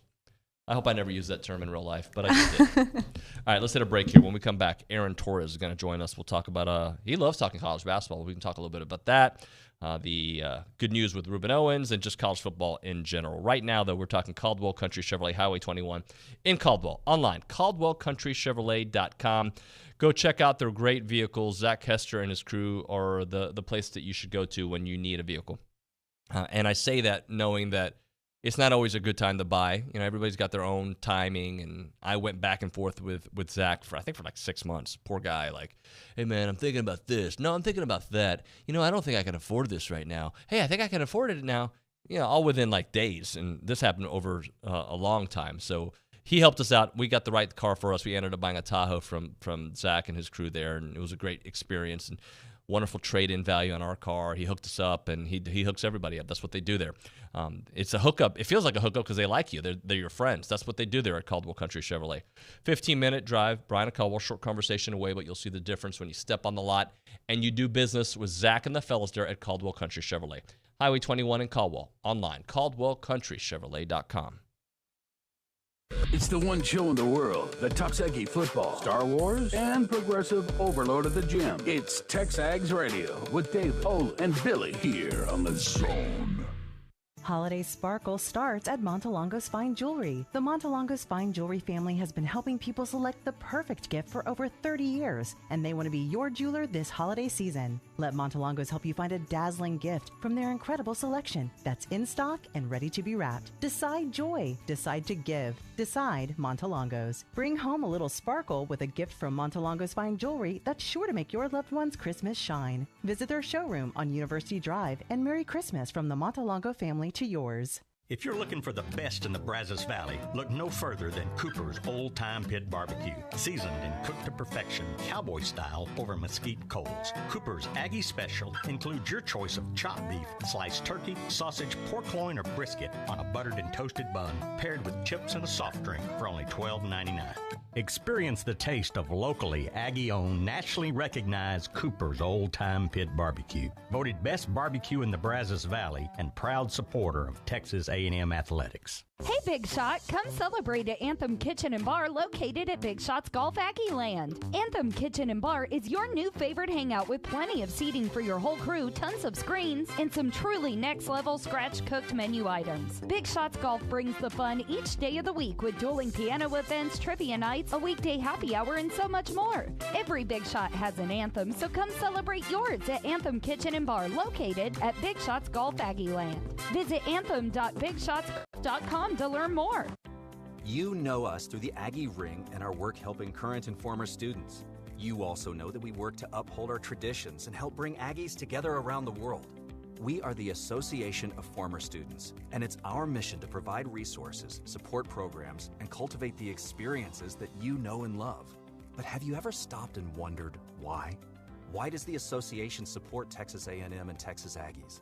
Why are we always here, there, and everywhere for the Aggie Network? Why do we tirelessly work to ensure that the Aggie experience is both unforgettable and life-changing?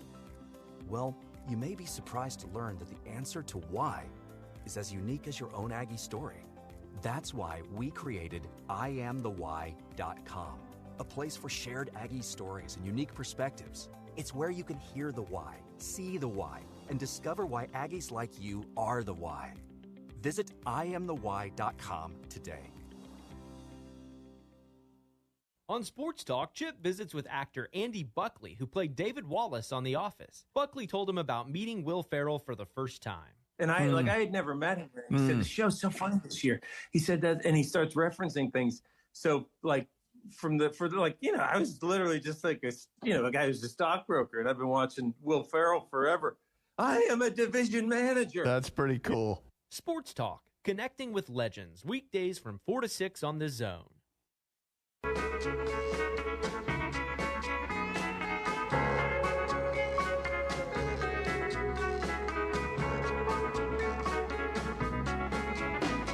Time for Around College Football and College Basketball, brought to you by Milliken Reserve, a College Station community featuring homes, trails, farms, and wide open spaces. They have a mission to build a healthy community around nature. Take part in the Milliken Reserve community with a Conservancy membership. Learn more, MillikenReserve.com. It's TexAgs Radio, presented by David Gardner's Jewelers. Let's go straight to the hotline. Aaron Torres from Aaron Torres Online and Fox Sports Radio joins us. AT, what up, man? Not much, David, with the news yesterday out of Aggieland, I did think of you. You probably won't remember this, but I remember very obscure things in life. But, I'm like Urban Meyer. I've heard Urban Meyer say, I can't remember my home address sometimes, but I can remember, 3rd and 8 in the 2004 Sugar Bowl or whatever.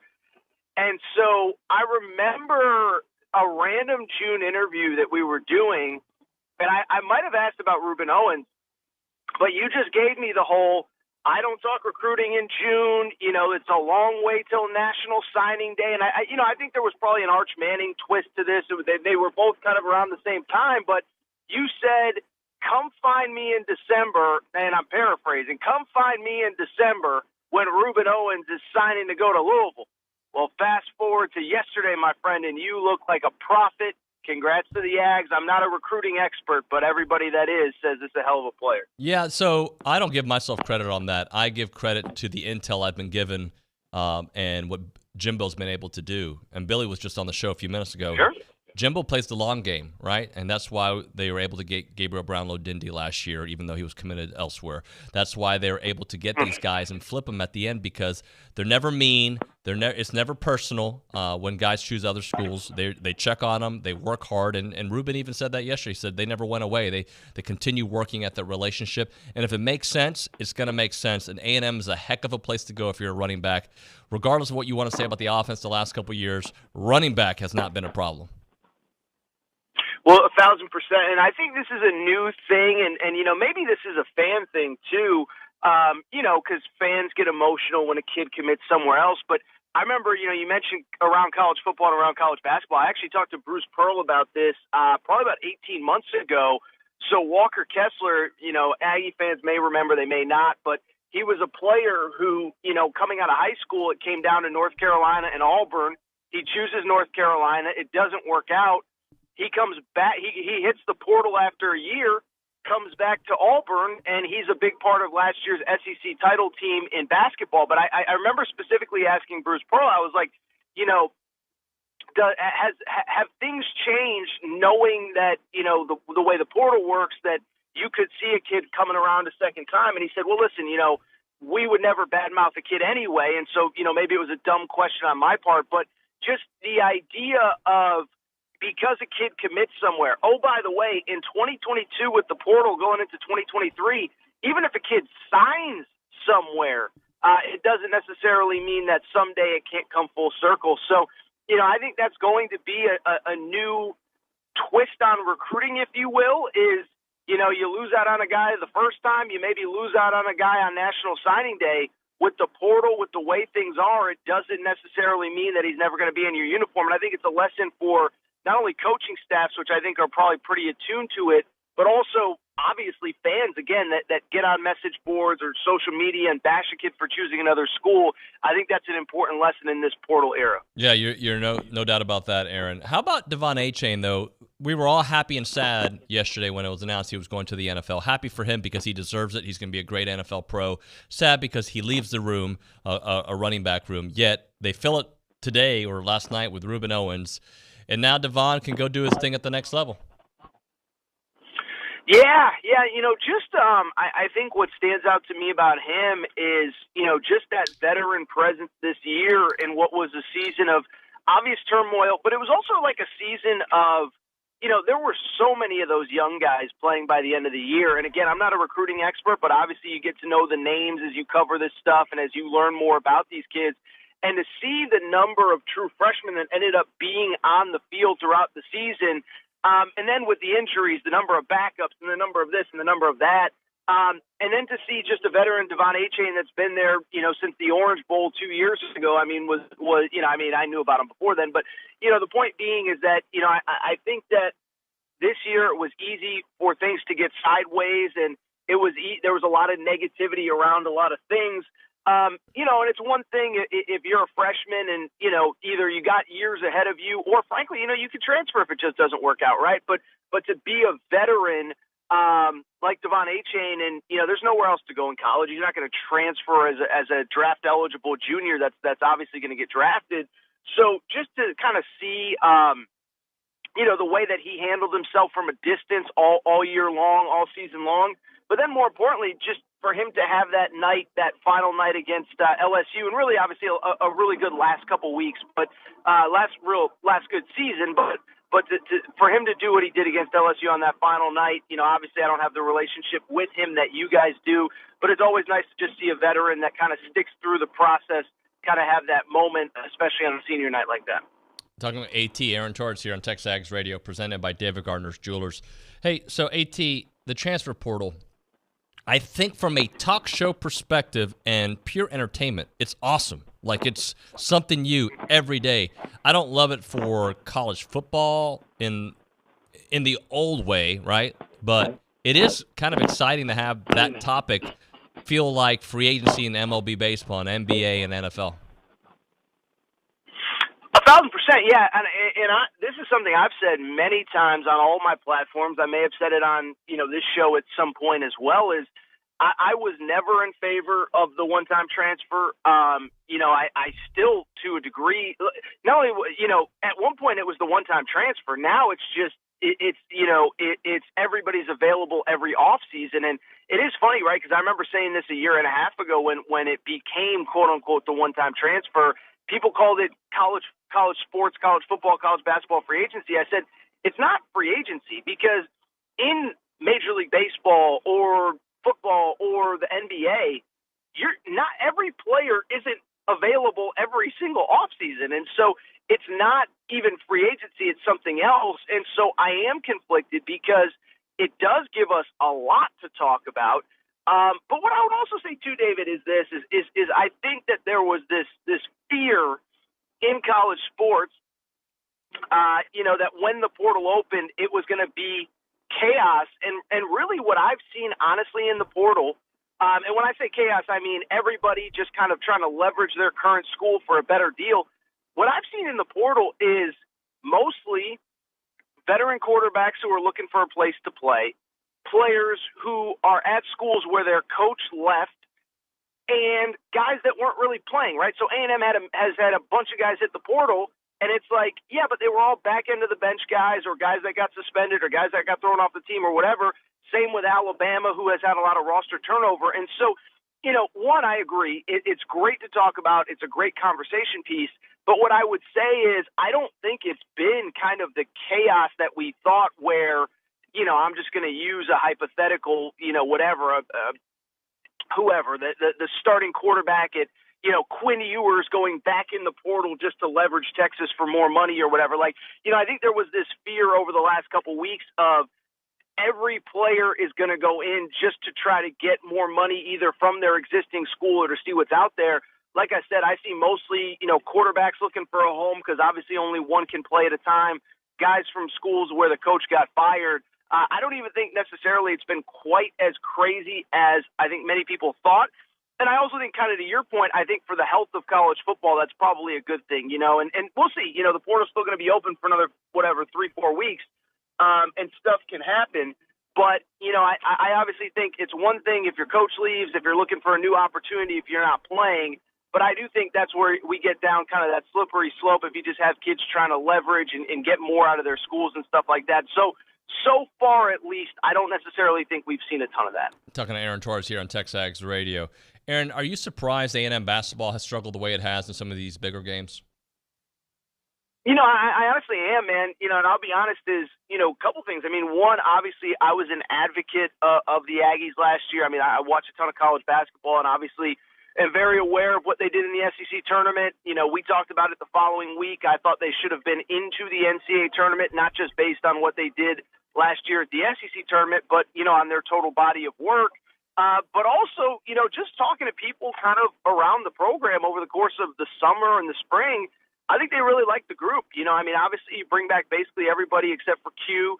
You had a couple of really good transfers, Julius Marble, whatever. And, they liked their team. It wasn't a media, sometimes, right, it's a little bit of a media creation where you see a team highly ranked in football or basketball, and then you talk to the coaching staff, and it's like, well, we got some work to do, and maybe we can get there, and blah, blah, blah. I know for a fact they like the guys that they have in the locker room. And so, my only real thought on that would be this is a process, and the good thing about college basketball is, your season isn't defined by 1 or 2 weeks one way or the other. Actually, Aggies fans learned that the hard way last year. I mean, it wasn't defined by 1 week in the SEC tournament as much as it was the entire season. So that's the good news. I think the bad news is I think you can argue the SEC is maybe even a little bit better and deeper than we thought it would be, where Mississippi State has a first-year coach. They're actually ranked in the top 25 this week.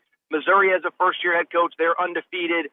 LSU looks good with their first-year head coach. And that's on top of the, Tennessees and Kentuckys and Arkansas and whatever. So good news is there's plenty of time to build a resume. But I'll be honest, I mean, I'd be lying if I said that I wasn't surprised by some of the early struggles. And obviously there's plenty of time to figure it out. But, yes, for sure I've been surprised. Aaron, who do you think is the biggest, competitor to Georgia? Who's going to give them the most competition if they do get through Ohio State? Is that the worst matchup for them to start it off? I mean, obviously when you get to this 4 and they're all going to be really good, would a matchup have been against TCU been a little bit easier? Does it even matter with the way they play their defense? Yeah, I'll tell you this. My college football playoff hot take is, when the bracket came out and Ohio State was officially at 4, I saw a lot of people in the media kind of say, oh, this is a great matchup and Georgia got screwed and how can you do this? But, it's going to be a fun game. And I'm just going to, what have we seen from Ohio State the last 2 years that makes us feel that they're going to be able to compete with Georgia? To me, I get the brand and I get the uniform and I even get the recruiting rankings element of it. But Ohio State has not been a big game team the last 2 years. I mean, you look at their track record, they obviously have lost to Michigan twice. They got beat up by Oregon last year. They trailed in the fourth quarter against Penn State this year. It's I equate them to Alabama where, and you and I have talked about Alabama specifically, is everybody just kept saying, at some point Alabama's going to flip a switch, and it never happened. And so I kind of feel the same with Ohio State. And I think two things are true. They probably deserve to get that 4th spot. There really wasn't a clear team that was more deserving than them, but that doesn't necessarily mean that they give them a game. So I'm not sold that game is that close and that competitive. And then I think the bigger question becomes, to your point, David, Michigan, TCU. I would obviously lean Michigan like most people in that other semifinal. The Michigan thing's interesting, man, because, they do what they do, smash mouth football, and we all saw the playoff last year. But the only thing that really stands out to me is that Georgia's defense isn't quite as good as last year. How could it be with everything that they lost? Does Michigan potentially have a chance? I don't know that I'm ready to say it yet. I do lean towards these are two teams that I don't believe can beat Georgia. I got to see what, give me one more data point to know if I really believe that Michigan could potentially upset Georgia in a national championship game. But to answer your question, I think Georgia should be the heavy favorite. I'm sure they are the heavy favorite in the betting odds, and I think it's with good reason. Aaron, what about Barry Odom heading out to UNLV? What do you think Arkansas is going to end up doing? Yeah, no real strong opinion. I'd have to kind of poke around a little bit. But I will say, this is another layer of December college football, right? David, correct me if I'm wrong. I don't remember, obviously the portal never existed, 2 years ago. The early signing period didn't exist 5 years ago. And December was just a really quiet period. And so I bring it up because now I don't remember coordinator hires and staff movement being a topic of conversation. But now I feel like it is, right? I don't think that we think that Alabama's staff is going to come back intact.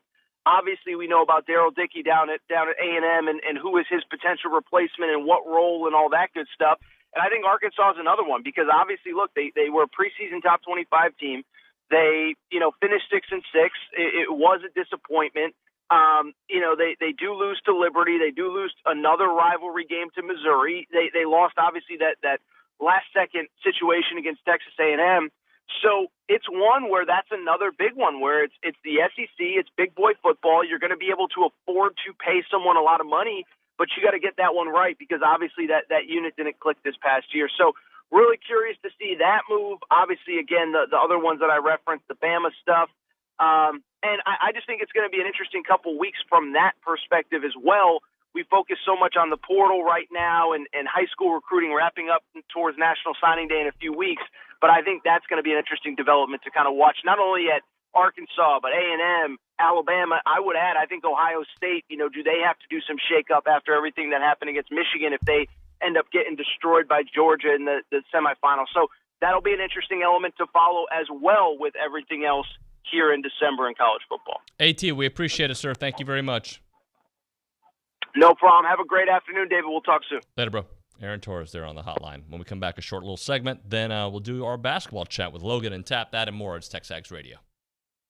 I'm Chelsea Reber with your community calendar on The Zone. The theater company of Bryan College Station presents Titanic the Musical. Performances run through Sunday. Purchase tickets online at theatercompany.com/tickets. Voices for Children is hosting its annual 12 Days of Giving through December 12th. Check out today's story on their Facebook page and donate online at vfcbrazos.org/12days. This is the final week to adopt a BCS Salvation Army Christmas Angel. Angel trees are located at all Blue Baker restaurants and Post Oak Mall. Adoptions can also be made online at salvationarmybcs.org. United Way of the Brazos Valley is hosting 7 book giveaway events this month. Find out more online at uwbv.org. Listen to your favorite holiday hits on our sister station, Christmas 97.3 FM. Guaranteed to get you humming along. Your favorite holiday hits 24/7 on Christmas 97.3 FM. That's your community calendar. I'm Chelsea Reber on The Zone. Hi, this is Kelly Adams with Girard Construction, custom home builders for the Brazos Valley since 2002. Our business was founded on providing a quality product with excellent customer service. We believe our best source of business is our satisfied clients. We want you to be happy. That's why we're hands-on in each project. We are on-site and available to you when you have questions. At Girard Construction, we don't just build homes, we build relationships. Let's build your dream home together. Visit us at girard-construction.com. Brazos Running Company has moved to Century Square. Same passion for running and fitness and for finding the right shoe that fits your stride and style. Now with so much more. In addition to the sought-after running shoe brands like On and Hoka, Brazos Running Company now carries Birkenstock shoes, and they are the only place in town to carry Viore clothing, one of the hottest athletic wear brands in the country. Both make great gifts. So come shop Aggie-owned and operated Brazos Running Company, now located in Century Square below Star Cinema Grill in College Station. Get ready for a glamorous night of high fashion at the Junior League of Bryan College Station's 2022 Charity Ball. Doors open at 7 p.m. on Saturday, December 10th at the Brazos County Expo. Enjoy dinner, dancing to the Rocket Brothers Band, a silent and live auction, and an evening that is sure to amaze. Charity Ball is the Junior League's largest fundraising event of the year, with all proceeds benefiting the youth of our community. Visit jlbcs.org to purchase tickets today. Looking for the Zone prize rules? Would you like to apply for a job at the Zone? Or need a phone number or email for the Zone? Visit zone1150.com. Would you like to sign up for the Zone All Access newsletter? Looking for podcasts of TexAgs Radio, The Louie Bellina Show, or Chip Howard? Or would you like to see the Zone's daily schedule? Visit zone1150.com. For more information, any questions, to contact us for everything and anything about the Zone, visit zone1150.com.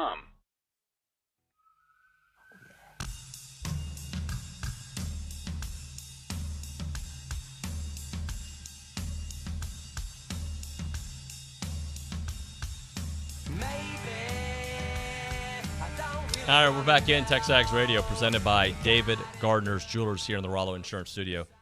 Got to feel pretty good about, look, when I say, and I hate that I have to like clarify things, but sometimes you just have to because not everybody in the room gets it.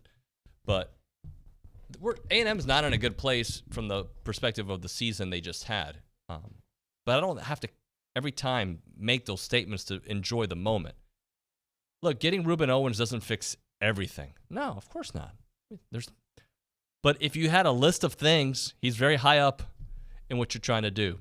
And absolutely getting one of the top running backs in the country, right? 1A, 1B, whatever you want to call him, is a good thing, and it should be celebrated. It doesn't take away from the bad year, but it is something that should be celebrated. I'm going to celebrate it, as you should too, because you certainly took the losses, if you will, hard, right? So celebrate the good things too, because that's what we do in sports.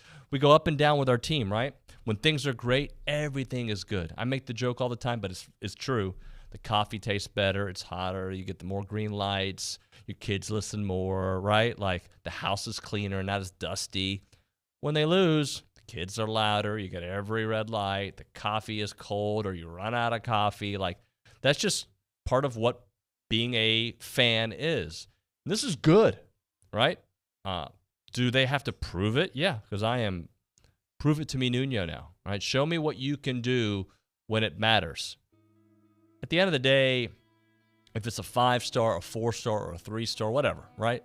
I just want to see wins. I want to see an SEC championship. I want to stop that dialogue.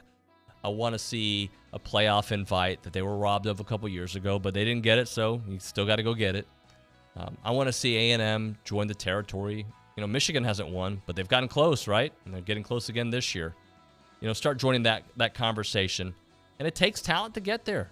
It takes the right talent, but it takes talent. And Jimbo was patient. The staff was patient, and they got their guy. Hopefully they can maybe turn their attention to a nice little linebacker, but only time will tell. When we come back here on TexAgs Radio, we're going to talk a little basketball with Logan and Tap. little basketball. We need a name for this half-hour little basketball talk. I don't know what it is. Basketball Bros, basketball chat. We got the fan show. We've got the baseball roundtable. What do we call these guys? I don't know. The Baller Bros. How about that? Maybe we still need to think about it. Yeah, I have a response for that one that I don't think it's going to go well on radio. All right. It's TexAgs Radio. We'll be back in a few.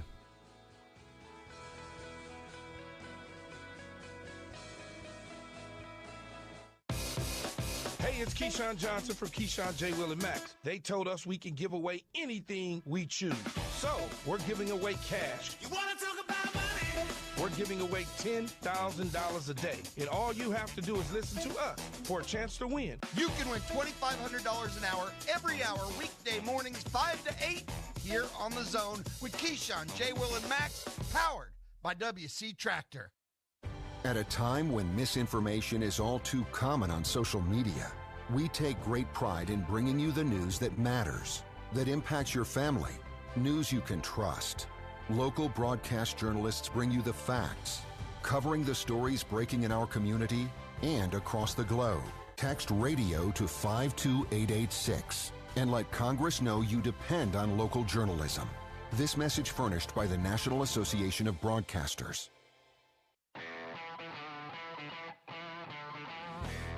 Download the podcast of your favorite shows. Louis Bellina, TexAgs, Chip Howard, Checkpoint XP, and more. Do it at thezone1150.com. This is KCNE College Station Bryan.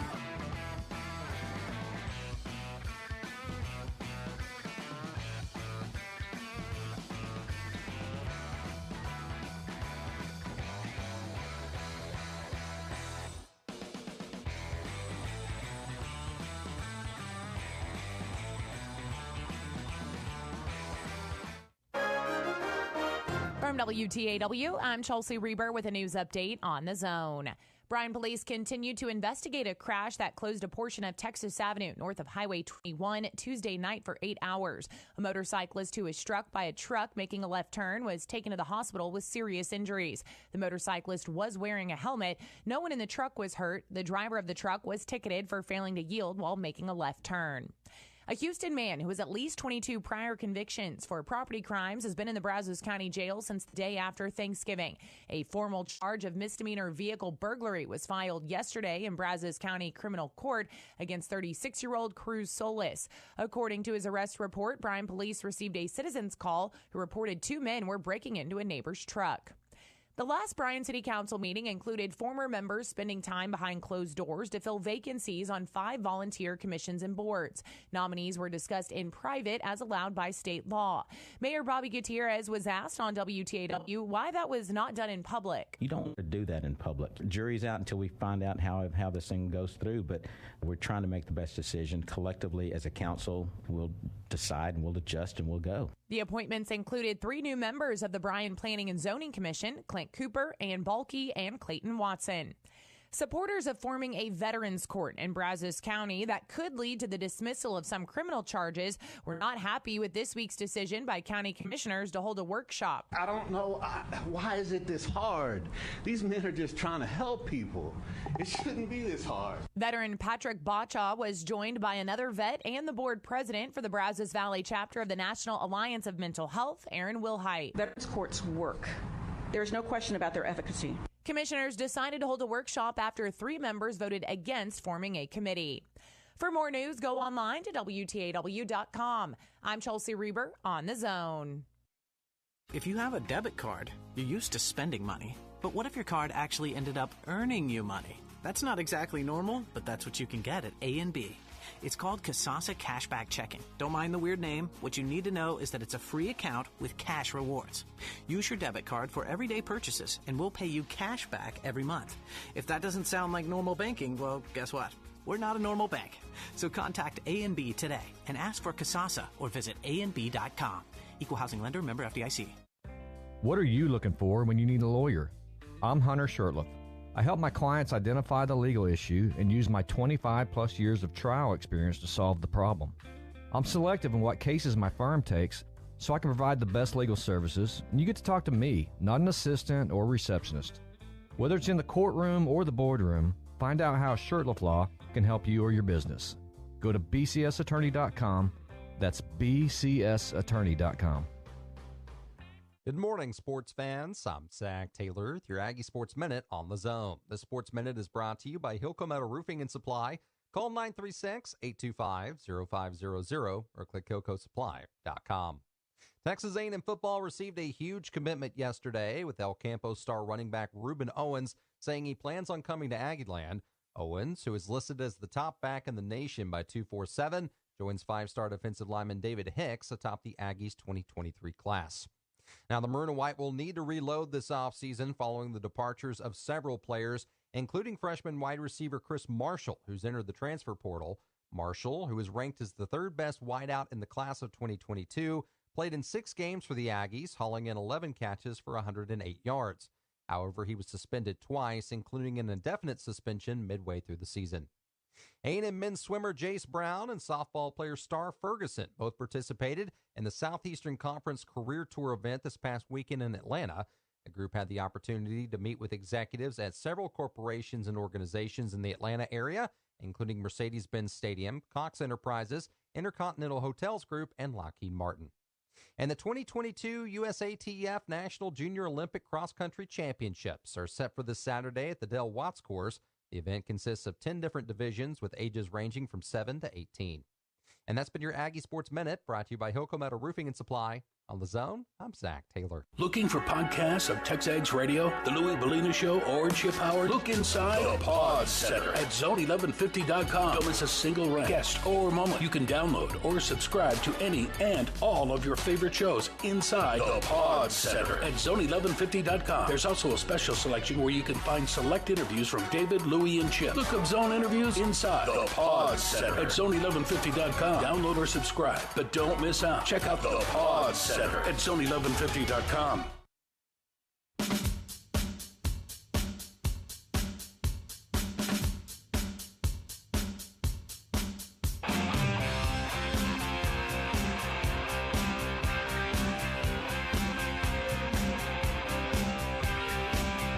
Little basketball chat time. Welcome into TexAgs Radio, presented by David Gardner's Jewelers. Here in the Rollo Insurance Studio, Tap Bentz in the house. What's up, man? What's going on, man? How you been? Doing well. You know, got back. I don't know if you heard the stories about the Little Rock trip with women's basketball. Yeah. That was fun. You know, Katie couldn't make the trip, so they asked me to go. I'm all excited. And then I spent more time at Shreveport, Louisiana than I did Little Rock, Arkansas. So what ended up happening? Tell me a little more. So I'm not sure if you heard. So we're supposed to leave, let's say, 6 o'clock. So we get over there, get to the airport, and they don't open the gate for us. And so we sit on the bus for a while and still don't know what happened. So all of a sudden, about 6:30, they let us on. So we have to go through all the screening process. So I guess we get on the plane maybe 7 or so, 7:15. And, it's an hour flight to Little Rock. Yeah. Not a big deal.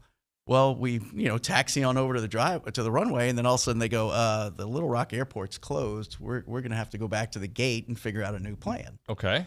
So we go back to the gate, and probably, I guess, maybe 8:30, 8:45, all of a sudden they say, we're going to take off, and so please make sure your seatbelts are buckled. Don't say anything. So we're flying, and next thing I know, I hear, we're beginning our initial descent into Louisiana. Say what? And I go, well, I'm not good in geography, but I know Louisiana is not Arkansas. Little Rock is not, so again, I said, I guess we're landed at Shreveport, and so I had looked and it said that Little Rock was dense fog through noon the next day. And so we thought, Joni and her staff did, again, from things were just so fluid. It was trying to figure it out. And so they were able to get us some rooms at one of the casino hotels, maybe not the best, but again, there's availability, but there's no bus or anything because the bus is in Little Rock trying to get to Shreveport. And so we spend the night there, and then during the night they text us and say we're going to leave at 9 a.m. and bus to Little Rock. How long of a drive is that? About 3 hours. So we get there at about noon, 12:15, and so Joni, just said, hey, we're all tired. Let's just start. We don't need to go to early shoot around. We'll just leave early for the game so y'all can get there. It's still a 10-foot goal and, and all that. And so, I did pregame at 2:30, but it was a lot. And thankfully the flight home was pretty simple and straightforward and got back here. But, Yeah, that was the adventure of women's basketball this past week. So what happened during the game? Well, we probably played the first 3 quarters as if we were still trying to figure out where we were supposed to be. Sure. And really they're struggling a little bit without Janiah Barker, on the floor. I mean, she's the number one option. And as Joni said, I'm worried about where we're going to get those 7 rebounds. Well, I think it's more, we're probably wondering where those 13 points are going to come from, because now Little Rock did a good job of just denying Sydney Bowles the job, because they knew she was really the only legitimate shooter that the Aggies have right now. And so no matter what play or anything they ran, Sydney she couldn't breathe. I mean, she caught the ball, there was somebody right in her face. And so it was a tough night, but, the Aggies were down 12 going into the fourth quarter, made a run, cut it to 4, and lost by 4. And really, so you saw them finally starting to say, the way Joni described it to us, and this was her own words, she goes, we played soft, in that first half. She says, we didn't get it, we weren't aggressive, we weren't going after rebounds. And so, again, the women are going to have – I don't know how long Janiah's out for, but they keep saying it's day to day. I guess everybody kind of hopes. But they're a different team without Janiah, just because there's not that number one option, and I'm not sure anybody else knows how to be that number one option right now. Yeah, absolutely. So what have you seen about Joni? We all know we love her presence, and we think there's obviously going to be a lot of grace because there's a lot of building that has to happen first. But becoming is her word, excuse me. Yep. To me, the fact that your team didn't play well and you came over and spoke to us post-game, still positive and saying, hey, there's lots of work. And, even her pregame, when she talked about, and she said, look, Arkansas Little Rock doesn't care of the things we had to do to get here. Steve Miller kind of said it was almost like planes, trains, and automobiles trying to get there, but so you got to like the fact that, hey, this is what we're dealt and we got to deal with it. And we're going to go out there and do it the best we can. You think that they can make something of this year? I think once Janiah gets back, because I think Sydney Bowles, and I kind of said this on the radio the other night, she's almost Robin to her Batman, again. And so all of a sudden now she had to step up to be the number one. And when you're the only option, I could go out there and probably guard you, and you're switching screens, you're making sure you're going to stay on 0-0 and have some other people beat you. I think losing Sydney Roby also, is hurt, because now you're having to play Aaliyah Patty, who can play some 5, but now she's also more going to be down low, and she's probably a little bit better facing the basket than she is with her back to the basket. So they're going to have some adjustments to make, but they have a little time to do it, because I don't think they play again until the 18th. Yeah, it's a little bit of a break, as the men's team's having a tad bit of a break. Let's talk about them. What do you see that is not working? I just never thought teams would shoot as well against us as they are. I thought Buzz's defense has always been so good, and we all, and I talked about last time I was on how they all seem to move on a string when one person. I think they're just about 2 steps late and giving people uncontested threes right now, and so everybody's not moving together. I think some of the players, what I saw early on, especially at the Myrtle Beach tournament, I know that's been a while, were trying to do too much themselves early on instead of getting in the game and letting the game. And that was one thing, if you think back to last year, Quentin Jackson let the games come to him. He would take over when it was time. He didn't do it from the first time he stepped on the floor. And I felt like there were a couple of players that maybe felt like, well, I got to take over, and they really didn't need to early on. But to me, what can they're going to be a much better team a month and a half from now than they are right now with Buzz. Yeah, but again, the worry is these are the games that were supposed to build your resume. Right. And they haven't gone your way. Well, I heard you talking to Olin about that the other day, and so let's look at it from last year's perspective. They didn't care what we did in this time of the year, right? We beat Notre Dame, who got in. We did. All they could concern themselves was that 8-game losing streak. So to me, post-Christmas, post-New Year's is going to be, if last year was any indication, is going to be a bigger indicator than what's going on now. I don't disagree with you. We should, everybody thought we were going to have this great record right now. But I think last year proved that beating somebody is not important as losing in conference. I have learned to be patient with teams, but sometimes I think the things you see early on are who you are. You can get better. There's no doubt about that. But if this, what we've seen so far, is a reflection of how good of a team they are come SEC play. Then winning 12 or 13 games in the SEC does seem much more difficult than I thought it was going to be. I don't disagree with you, but I think I would say we probably played more, and I don't understand all this quad one stuff and everything else, but I think we've played more quad one games early this year than we did last year. Absolutely. So we may have had that better record going into conference, but everybody knew it was kind of more smoke and mirrors last year. And, so I think this is going to prepare us more for conference than what did last year. Hopefully. But I guess the other part that I would say to that is these losses haven't been pretty, right? Colorado was ugly, right? Yeah. I'd say Boise State, I don't know if ugly is the right word. They just missed so many shots early on, and then the defense never rebounded. Well, I get the fun time of talking to Olin every weekend, when he comes and has breakfast. And, and when he told me, we missed more layups than they hit threes or what, however he put it. And you're just like, wow. And I just think as big and strong as some of those guys are, sometimes they want to get up there and sometimes double pump, and they're more worried about getting fouled instead of just going up strong. And if you're going to foul me, you're going to have to make it count because I'm going up there to finish this play. To your point, too, I think with a Buzz coach team, he will adjust. He has proven that he can adjust with squads, and part of right now is tinkering with what the final product will look like.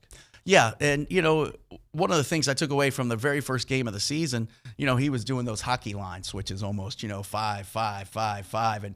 And I kind of made mention, I said, he's using this time to figure out who his 8 go-to guys are going to be. And I'm not sure if he still knows and who, what the roles are going to be. And the other side of it, too, is I think some people thought their role might change over the year or go. So, to me, chemistry, and this is what Buzz does so well, is build the culture, build chemistry amongst the team, and then the basketball kind of fits in second. But I think once both Buzz and the team are on, this is your role, and I know they're having those conversations, I think it's going to be turn a light switch on overnight. Tell me if this is fair. As bad as certain things have looked in these games, these seem like pretty fixable issues, right? Like last year, there was a stretch where, we knew Q could score, but the team didn't score. They weren't a scoring team. And that seemed like, how do you fix that? This seems to be more timing, spacing, chemistry.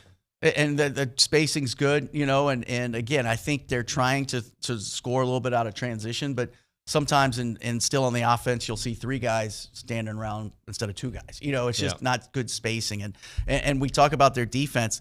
It's all about their rotation, the way they cover and protect and try to force you to take those shots from the corner.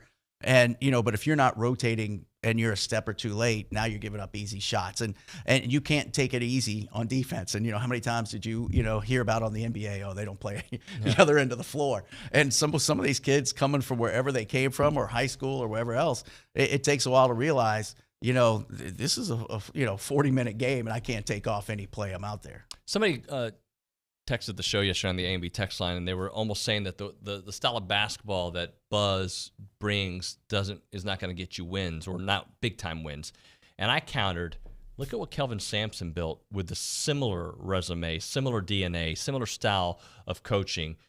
And he didn't get all the 5- and 4-star guys in the very beginning at Houston. He had to remember he had to rebuild his name, and he started bringing in these 3-stars, and they bought into his system. He bought into the university, and now they're one of the best teams in the country year after year. I think that's more what the playbook is here and what it can be here.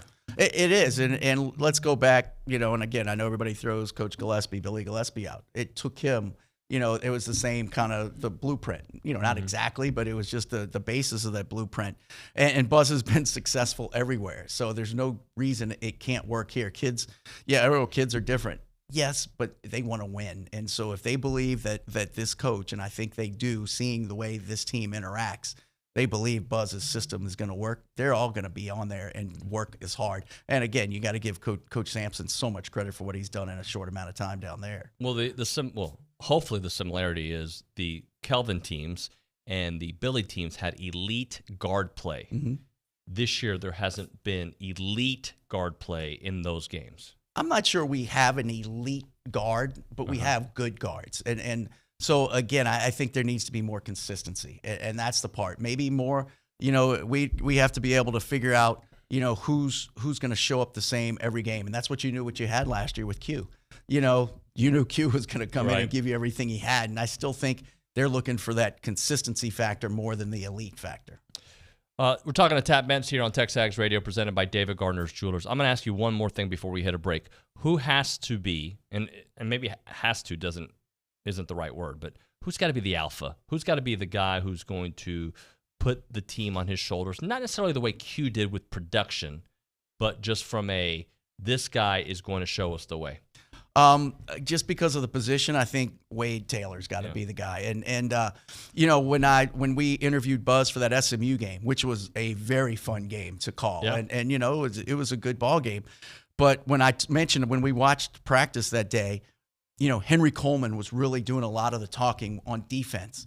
Like he was saying, hey, you need to be here, which was, I didn't see that last year from Henry. Mm-hmm. And so when I mentioned it to Buzz, I almost didn't get that sentence out. And he said, and Wade also.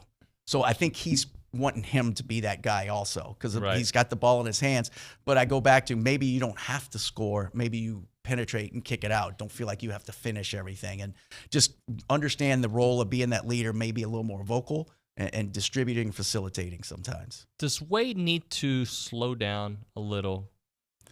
I think there's times. I think he will go 1-on-3 sometimes because he's ahead of all of his teammates. But the times I've seen him go down and make the right decision and pull it out and allow his teammates to go, they still score in transition. It's just the secondary break. Right. May not always be that primary break, but I bet you more teams score in secondary break than they do primary most of the time. All right, let's continue talking about individual players and then just big picture the rest of the way when we come back. Right now we're talking about the Association of Former Students. They've been around for over 140 years. Good to see Lexi yesterday at our sponsor event. Also got to see Randy. Great people there at the Association of Former Students. What they've always done is they give back. That's part of being an Aggie, right? It's the oldest and most inspired tradition is Aggies helping other Aggies out there, and that's what they've done for such a long time through scholarships, through Aggie Band, Silver Taps, Ring Day, class reunions, muster, tailgate, traveling Aggies, etc. They give to the current students, they give to the former students because that's in their DNA. That's what they do, and you are the reason for what they do. That's why I encourage you to check out IamTheWhy.com.